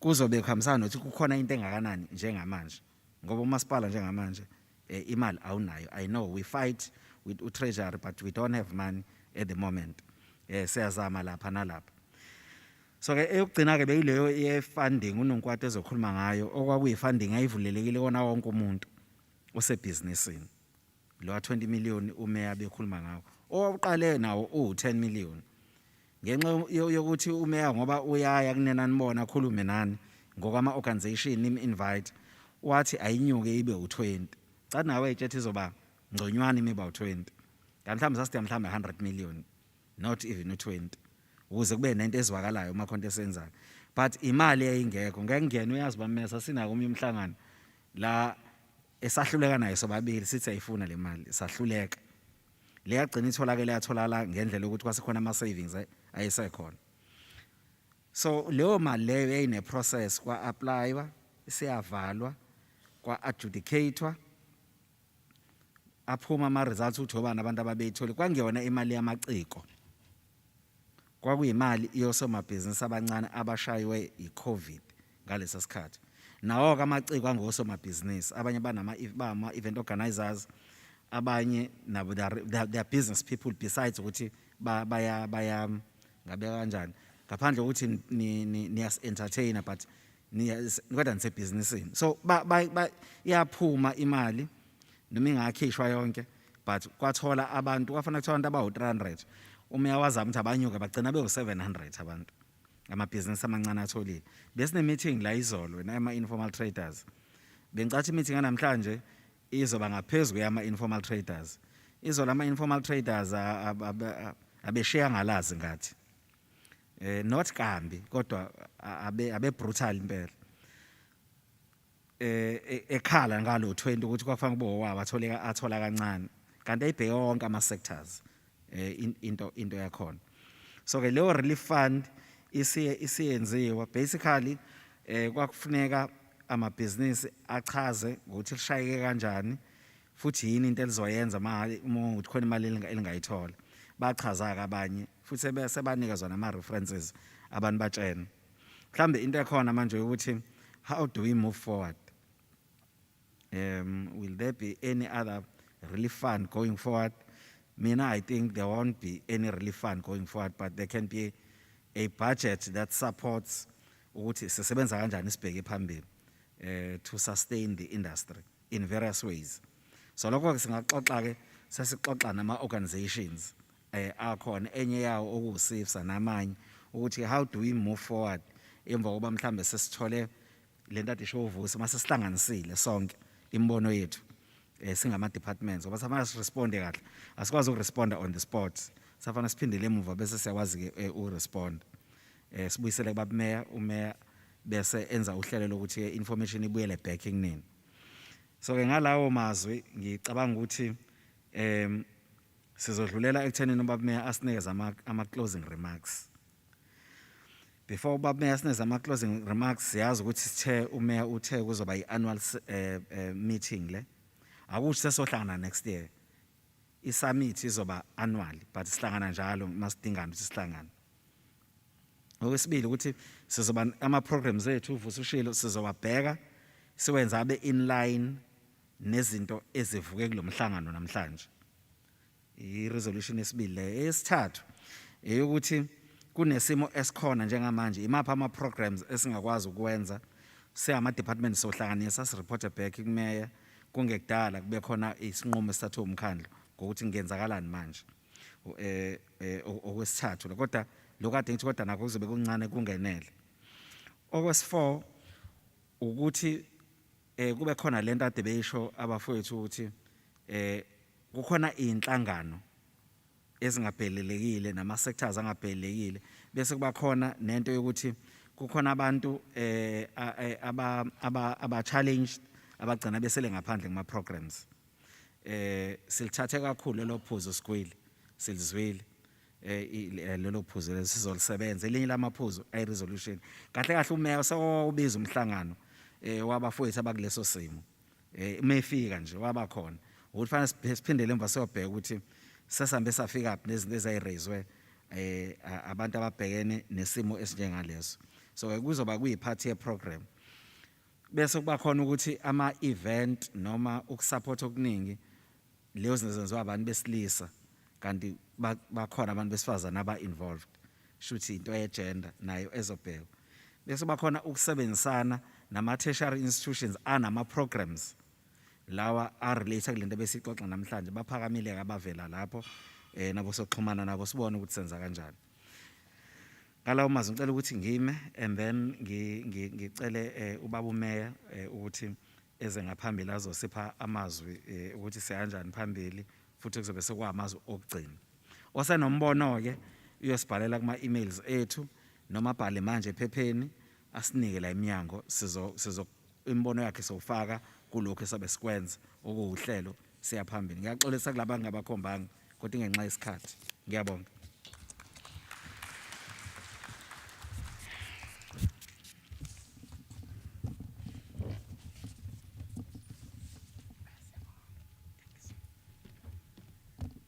Siyabonga kakhulu. Thank you very much to all those who made their inputs. I think you empowered us because there are things that we do not understand. You are a very diverse sector and you need to acknowledge that. Even the bodies that represents you, they should be all these different bodies, then you have a bigger body on top of the other bodies. So it's very important that so that your voice can be heard. There shouldn't be one element or one area in the sector that feels that we are not represented. So we need to ensure that all of you are part and parcel of the programs. As I said before, the Economic Council has got a work stream. And in the work stream, if those who are authors, those who write, they feel that they are not represented through our Economic Council, DCM Stole, let's make sure that there is no sector that is not represented within the diverse creative industry. So let's make sure that everybody is there. We welcome your inputs. There is nothing that I'm going to respond to. Now, we've noted all your submissions, and what I appreciated was that it was not just questions that you raised inputs. What needs to be done?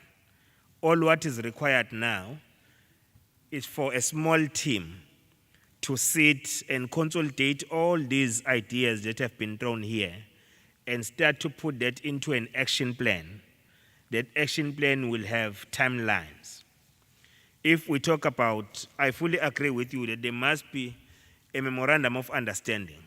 How do we work with you as a sector, as a city? Because if those things are not detailed and there are no conditions which are put in place to ensure that our relations, we do everything in good faith, then we'll always have challenges.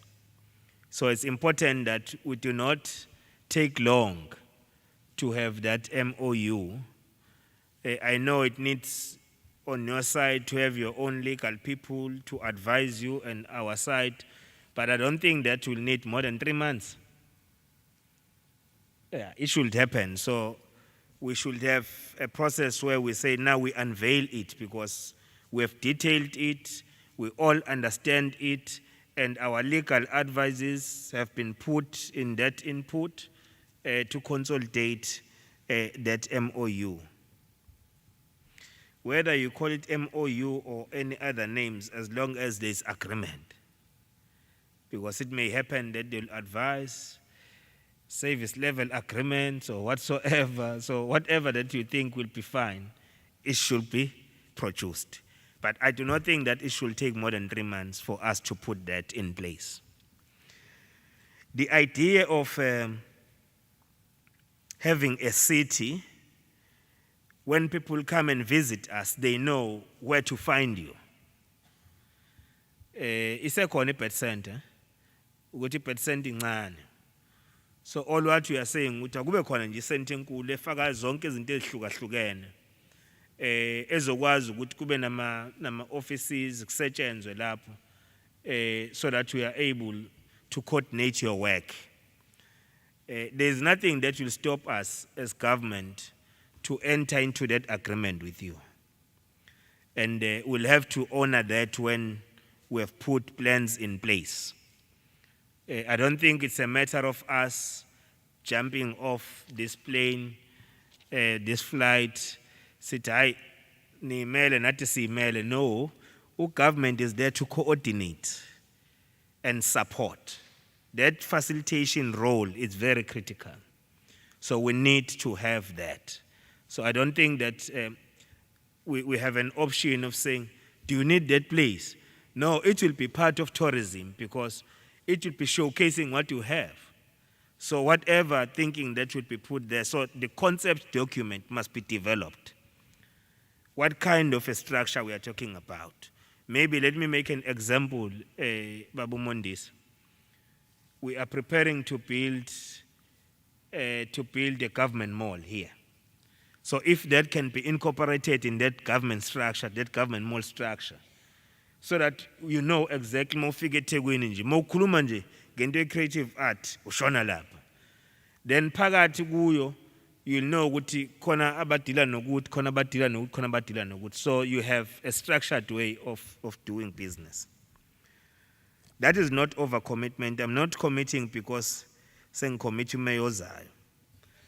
But indlela yokusebenza nje kubalekile ukuthi sinhloniphe nanokuthi asikwazi ukuhlala nani isikhathi eside ngakahlala sixoxe siphumela sijike sithintithe amabhantshi ethu kube sengathi asikaze sixoxe. Yeah. Yeah, I think i-approach esi-adoptayo manje ku-government isithanda ukuhlukahluka kancane. Ngoba we've been suffering a lot from a disease called execution deficit. We have good policies, good plans. Ay, angazi kwalapha mase kufanele implementwe. Uthola sekunamapeni amaningi, sekufanele kudlulele lapeni, kudlulele lapeni, kudlulele. Hayi, ayaphi lamapeni manje? Ngoba lento isiconsolidatiwe, there are concept document, there is a strategy ukuthi nansi into umkhombandlela, we've put clear policies in place. Yini manje lesifuna ukuthi kulokho ecingwana wena iyathanda wena. Hayi mina ngingathandi, ngisafuna ukubafixa. Bakhombisa siphethe uhulumeni phethwe yithini. There's an attitude that we need to move away from, because we are not doing a lip service to you. And we do not want to treat you as people efanele kuthiwa thina njenge-state we are running a welfare for you.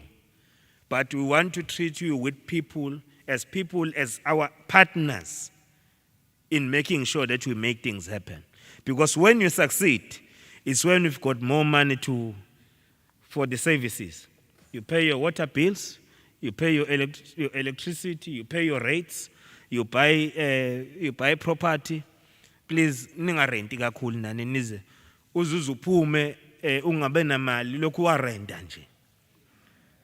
Lokho nje oba yi-artist uyarenta nje. Phela ubumnandi bakho uthi urenta endaweni enhle, uthanda ukurenta endaweni enhle. Yabo, la nabongane mabefika khona uthi hayi ngihleze endaweni eright. No, I don't think ukuthi iyona ndlela yokuphila le. Awukwazi uziyoshona kuthi ha sekuthiwa sesiyovela, sekufanele manje siyovela siyokucinga le somewhere. Asikwazi nje ukuvela la kuthiwa uinveste khona, because it's an investment to buy a property. Yabo? Lento keep on renting, rent imali engaka lo 12,000 orentayo ngabe ibond le. So now ibehavior yethu na ifanele ukuthi ishintshe. Indlela esenza ngayo izinto. Singenzi futhi izinto senzele ukubukwa. Mina I'm against abantu abenza into ngoba befuna ukubukwa. Kodwa ngiyamthanda umuntu othi mayispend imali yakhe kodwa ebe nokucabanga ukuthi yini azoyihlomula futhi. Futhi mina ngiyayithanda imoto ezinhle. Ukuthi ziyabiza. Manje usungazoyibhunyela yonke imali impela uzokhokha installment esingaka awunambhede endlini. Ubhizi udrive imoto enkulu la sami sikubona ukuthi hayi ngoba ungathathi ngestatus ukuthi ungubani. Thatha ngokuthi yini ozoyi-afforda. Mina imemeya ngeke ke nibe seningi expect into awungeke phela umeya ahambe ngefortune. No, phela makuwa amandla ami la lokho kuncane ninginikeza kona kuyifortune yana yami lena. Ngihlele kuyifortune. Ngingabe senginyukelwa amahlombe ukuthiwa ngumeya. Mase ngiyofuna impahla enkulu. Engizongwazi ukuyikhokhela mase ningihlalisa emahotela nina. Senithi awenze kanje. Yabo wena singayikhokhela le moto mawuthweni ngalokho ufakele mina yonke into. Kulokho ngena mina nje. So ukhokhela le moto. Why ngize ngifuna ukuphila impilo ebengeke ngiyi-afford? Why? Why don't you wait? Ulinde nje ngoba lento yokuceba bakwethu ungazi uzofuna inyanga, ungazi ukuthiwa fanele uthole inyanga yakho nawe ezokwenza uceba khonyanga acebe sikwena icebile. Ngeke uyofuna umuntu umcebo kwayena ongene nawe uqhuzula ipothole phakathi endlini yakhe. Then kodwa uthi uyofuna ukuthi akucebise. Hayi. Ake nje sibambe nje kahle into yokuinvest ngoba iyona into ebalekile leyo as artist. Angithi angithethe. Ngiyabonisa. Hayi ngoba kuyihlazo silibona kwesinye isikhathi. Ungahambi ngegama. Uyazi uthi izozo nangu beno professor. Before baze ba record bengibathatha nge-Fort Laser yami. Nangu angimhlebi nangu. Mabe ko perform hey puthe comrade.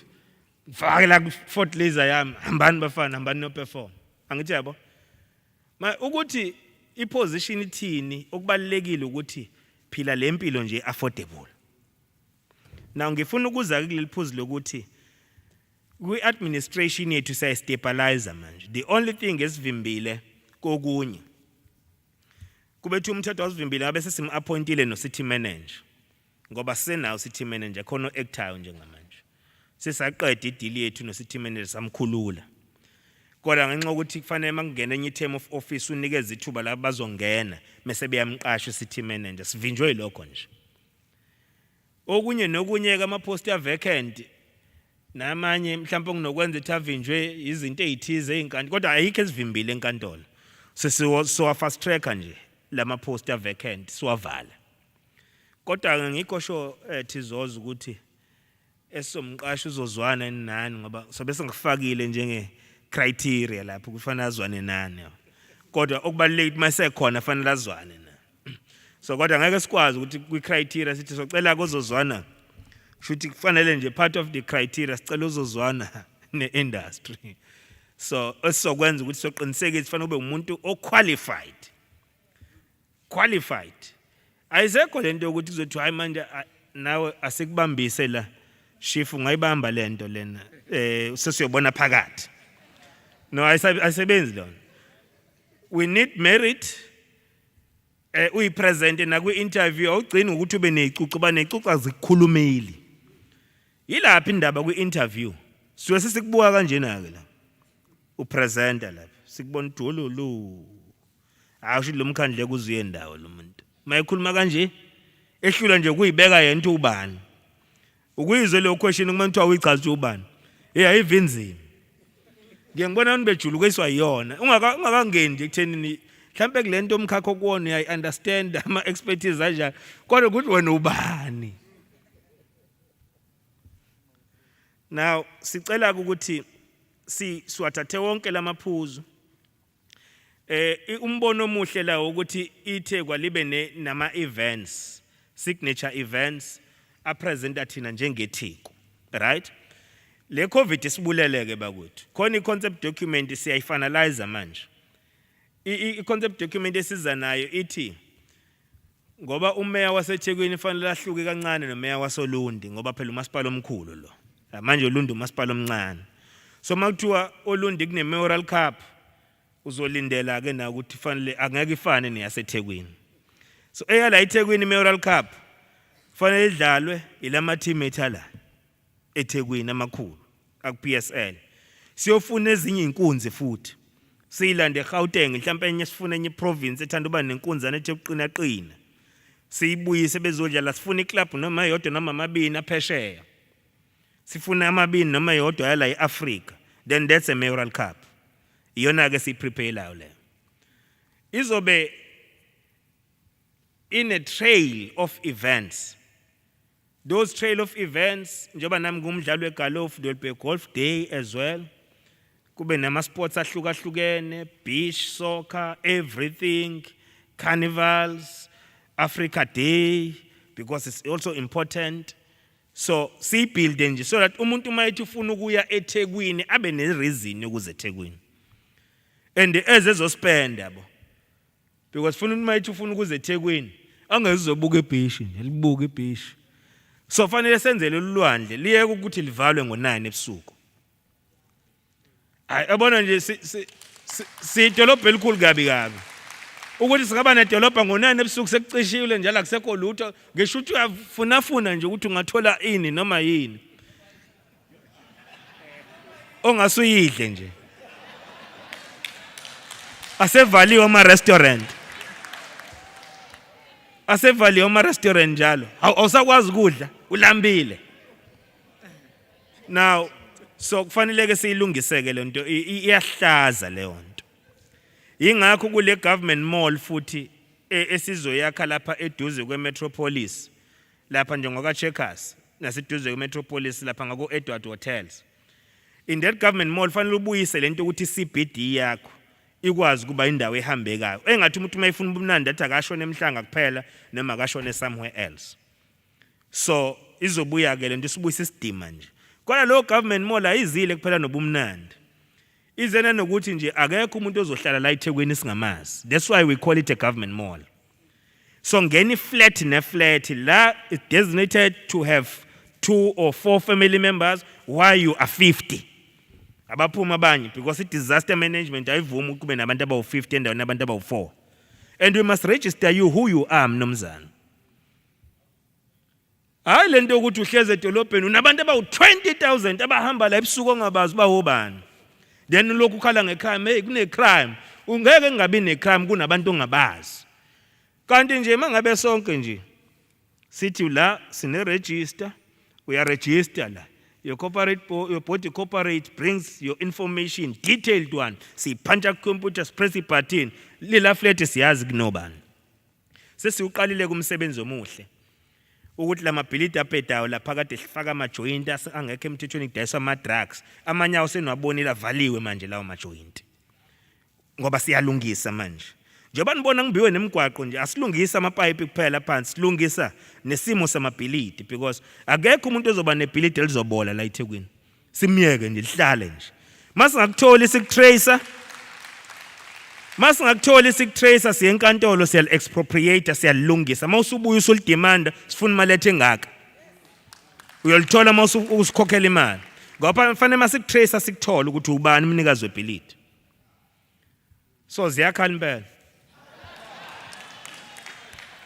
So kubalekile ukuthi abantu bakithi bazi ukuthi zikhona inhlelo. Kodwa okunye njengama artist fanele kwazi oba ngiyazi ukuthi udaba lobugebengu liyanihlupha nani. Leli dolobha lethu linobugebengu obukhulu. And sithe nje emaphoyiseni maye lento yokuhamba ngamaveni ushaya ama blue light akuyona ipolicing le. Ipolicing is a foot patrol. Group of 5, group of 6 aphithizela uthi ushona kulomgwaqo khona ohlangana nawo ushona kulomgwaqo khona ohlangana nawo noma kuthi uhlangana nale group eyodwa kodwa isagqoka iuniform yona futhi Mike sola iyakumisa khona la utebhisa ibhluku edolobheni noma ngapha eceleni uyapi usinokusela ngeunderwear nje manje ukufikela sidolobha el-international but ufika la abantu bame ngaseyitolo uyabona ukuthi glue seyidle kwaze koba ngalenda so uyabona ulindele ukubamba kodwa nje amaphoyisa nawo adlula lapho yabo adlule nje nawo sengathi ambingelela hayi uyadlule nje so we are fixing that kodwa sibona ukuthi indlela yokulwa is a smart policy indlela yokulwa ngempumelelo nobugebengu is a smart policy hence ke sivula i-fusion center sesinayo hlala disaster SAPS Metropolis all of them they are housed there inhloso yaleyo nto ukuthi besebenzisa amakhamera kodwa into ebeyenza nibone sengathi asikwazi ukubopha abantu ngokusheshsha nezinto engakenzeki ngoba mawudlula ngaphansi kwale camera iyakushutha nje usuku ushutha ngefoni yakho nje ayikho into eyenzayo yenye so they are not effective siyawashintsha ke manje SAPS will be connected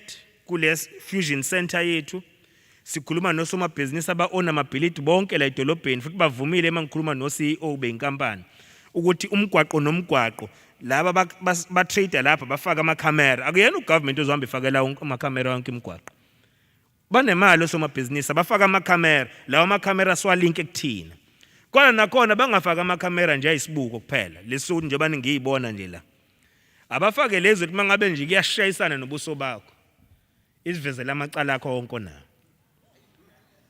hayi siya lapho no siya lapho asikhulumi ngento ekuthiwa ayikho kwi-pipeline yabo mawuthi useyisigebengu nje noma khona umaziyo mhlawumbe umngane wakho esigebengu awubumhlabela the ngathi kuzobheda manje ngoba into esiyibonile ukuthi abantu benza ubugebengu bebaleke nangeyimoto bephume edolobheni noma bengene bezokwenza ubugebengu nakhona la emalokishini so siyaqala ke nanda kwamashu ngoba yona indawo ehlupha kakhulu ngobugebengu la kwi-ink siyaqala ke lapha lama camera azoqala akasinikezeke kodwa ke ngiyanazisa ke ma-artist amahle asizukubheka kuphela aba-raper nababulele khona nale maintenance yasenkantolo yokondla ingane eningayenzi so nayo nje izovela shuthi nje kuzovela shuthi mangabe uthi awuyikhokhile leyo maintenance kuzofanele sitshene nanguke edlula uyena lo mase uyavinjwa ke sikhulume noSandral sengivala nje sikhulume noSandral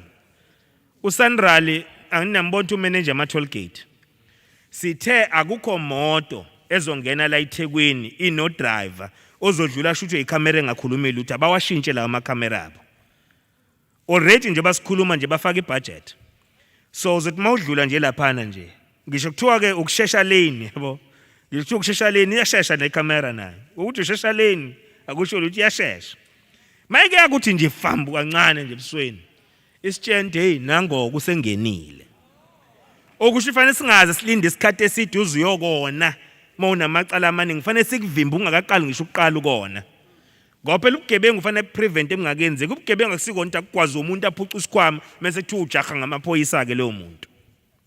So that's what lento engisho bakwethu akulona iphupho. Ngikhuluma ngento enguhlalo steering committee ngihlala namaphoyisa kazwelonke nawe province sihlala la siyaplana lezi zinto. And kuzokwenzeka. Akho mgwaqo esiwushiya nje uhamba. That is why nabo laba abanye kubalekile ukuthi isheshe ilungiswe indaba yabo. Ukwenza ukuthi namabe khona emgwaqweni sazi ukuthi hayi laba shuthi basemthethweni.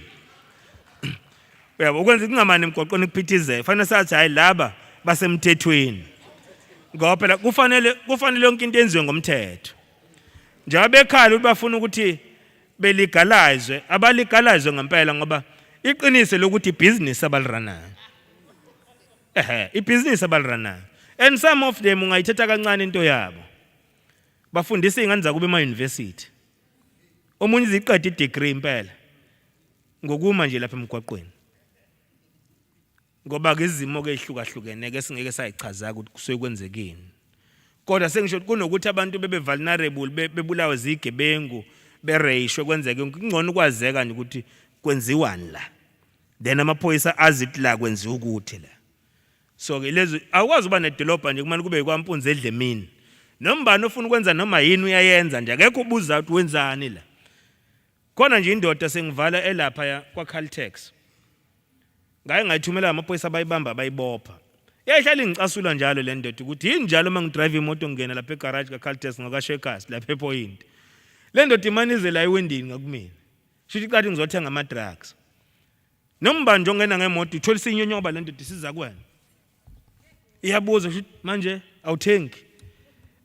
Ngaze ngatshana amaphoyisa athi hayi le ndoda isingikhathaze kakhulu. Mangeza kule garage njalo khona umuntu onje bambamba kanti bazowathola ama drugs.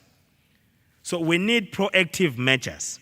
Sivala ke ngelokuthi ma artist the disabled community siyahlala ngana nayo.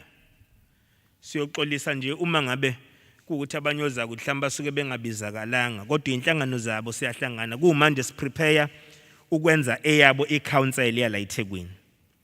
So that uma bekhuluma ngedingo zabo noma kuyiphi sector bekwazi ukukhuluma ngezwe lodwa.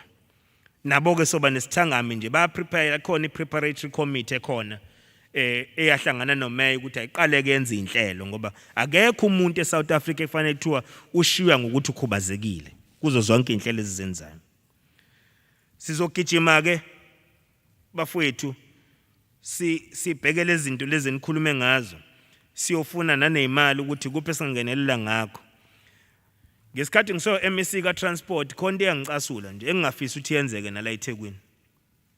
Ngise MEC ka transport ngathi mangifika njalo mangiyokhalisa abantu kuneyinkonzo lezi senzayo mhlambe kudlula abantu engozini emgwaqo. Sihamba neartist elilodwa nje. Ngithi ngisabathe ngije kuleli tende nali leli artist. Ngithi ngisabathe nali leli artist ngathi hey madodozani la. Nishuthi lo muntu kuphela oculayo. Futhi hayi uthi ucula into etheni siculisa ama chorus la socula enkonzweni. Akacula ingoma zakhe. Ngathi mangeke ngaphinda nje ngoba ngiyabona ngathi uthi yanikhokhela lo muntu.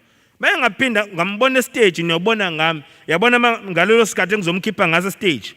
Ngiyosukuma ngiqonde ngqo kuyena. Nangampela balenze iphutha bambiza. Uyazazi yena. Wathi nje sathi uyangena stage wabona uMEC esukuma lapha ngaqonda ngqo kuyena wabaleka wahamba. Ngoba ngabatshena ngathi angiyifuni lento ukuthi kube sengathi manje ngoba lento reflecta kumina njengomholi I reflect kunina as officials. Manje lokho enithathe lo muntu yedwa kuthiwa uKaunda kanti ushade ngani nalomuntu. Akushiwo ukuthi lama officials ashade ngani nalo. Kuthiwa uMEC shuthi lo muntu ukhokhela yena besho umuntu ongangikhokheli lutho. Ngoba ngifunela lutho vese ukukhokhela bangiyaholelwa mina umphakathi. Nize ningangikhokheli lutho ngiyaholelwa umphakathi. Futhi singenile manje athi yeah I'm sure ingenile manje. Ngiholelwa yinina. So mase kuyini eseningibizele emakhona nithi manje ngicela usenzele ifavor khona sizokwazi ukuthi sidle nawe ngidlelani nawe ngoba wona fanele udle. But asiwavule amathuba ngingabe abantu abambalo kodwa ngiya understand nami ukuthi iindustry yenu inemicimbi thizeni edinga nohlobo oluthize waphala akufuneki nani nigcine senithatha sengathi welfare. So manje nawe uma ungazokuperforma ufika ucula ama-chorus usiculise lento esiyicula lapha eZayoni siyicule nawe ufika usiculise kakhulu yona ungaproduce nje into ezothi asikulalele nje imessage oyisendayo i-content mase uqala uzolokhu uthathwa ngeke uzuthatha phela nama-events akufuneki manje sasithi hayi sesenzela ukunayo inkosi yami kahle omungu le phela kune-competition. You are business people here, there's competition. Yeah, ungezwa sisho lento esisho ukuthi hayi ikhona imicimbi efana ngempela sithi distribute mesiba khona imicimbi ithi ake sibheke through the eye of the needle ukuthi uproduceani lo muntu.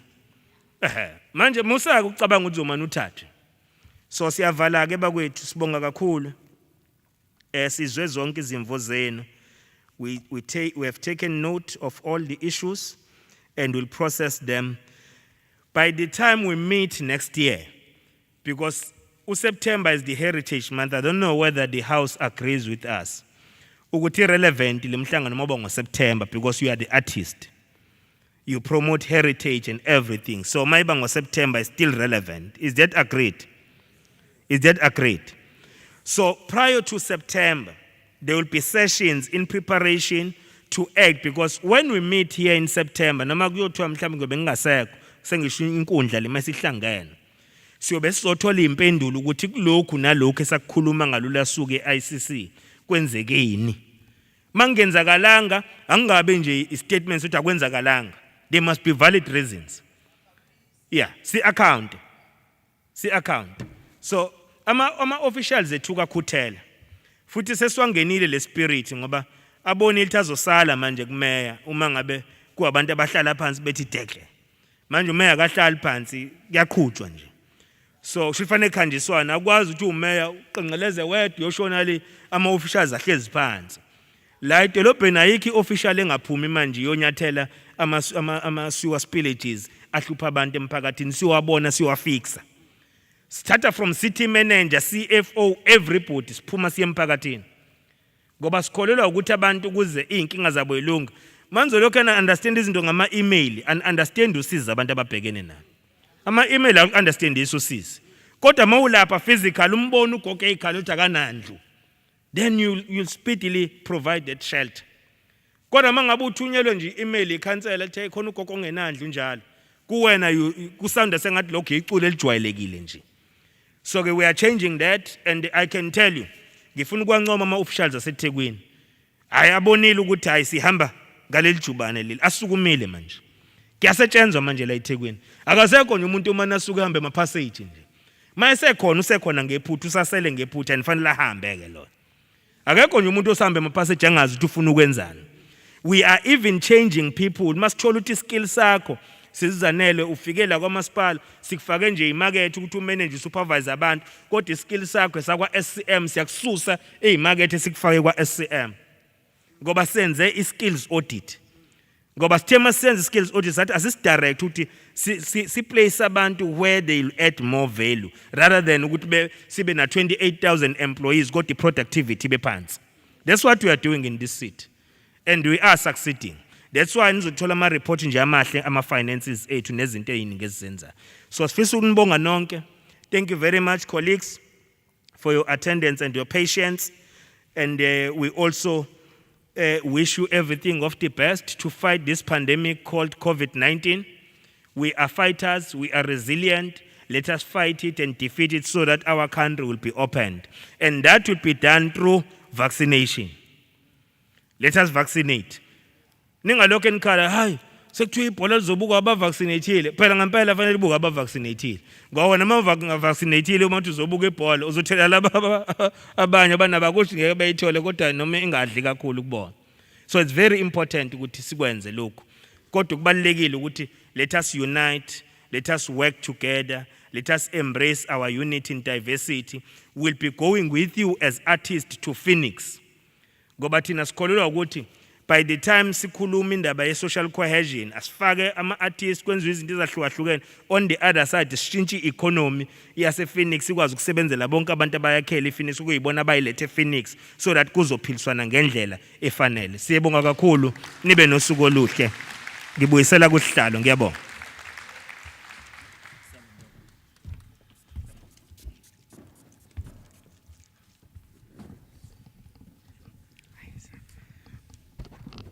Okay, no siyabonga. Sibonga kakhulu baba Mayor. Bekufuze kube khona Okay, uma kade kukhona abade besenezandla bengishilo ukuthi nesibhalela nisishele deskini lapha ukuze sikwazi ukufaka konke kule report esoyenza. Siqedile manje. Angiboni la kubhaliwe ukuthi kuzoba nelunch kodwa kujwayele kube khona ilunch. I'm not sure noma ikhona. Ngenza ukuthi kube clear. Mase ngaba khona njengoba indicate ukuthi ikhona nelunch. Kulaba esisebenza nabo. Uma ikhona ngoba manje angimbono ufuthi la. Uma ikhona uzobona nje uma uphuma shothi kuzobe khona iroom khona la kule floor sikuyona ezobe ine lunch.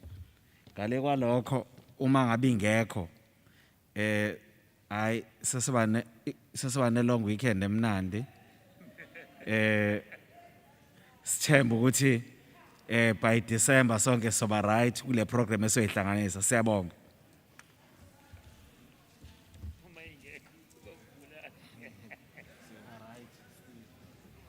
I think ikhona.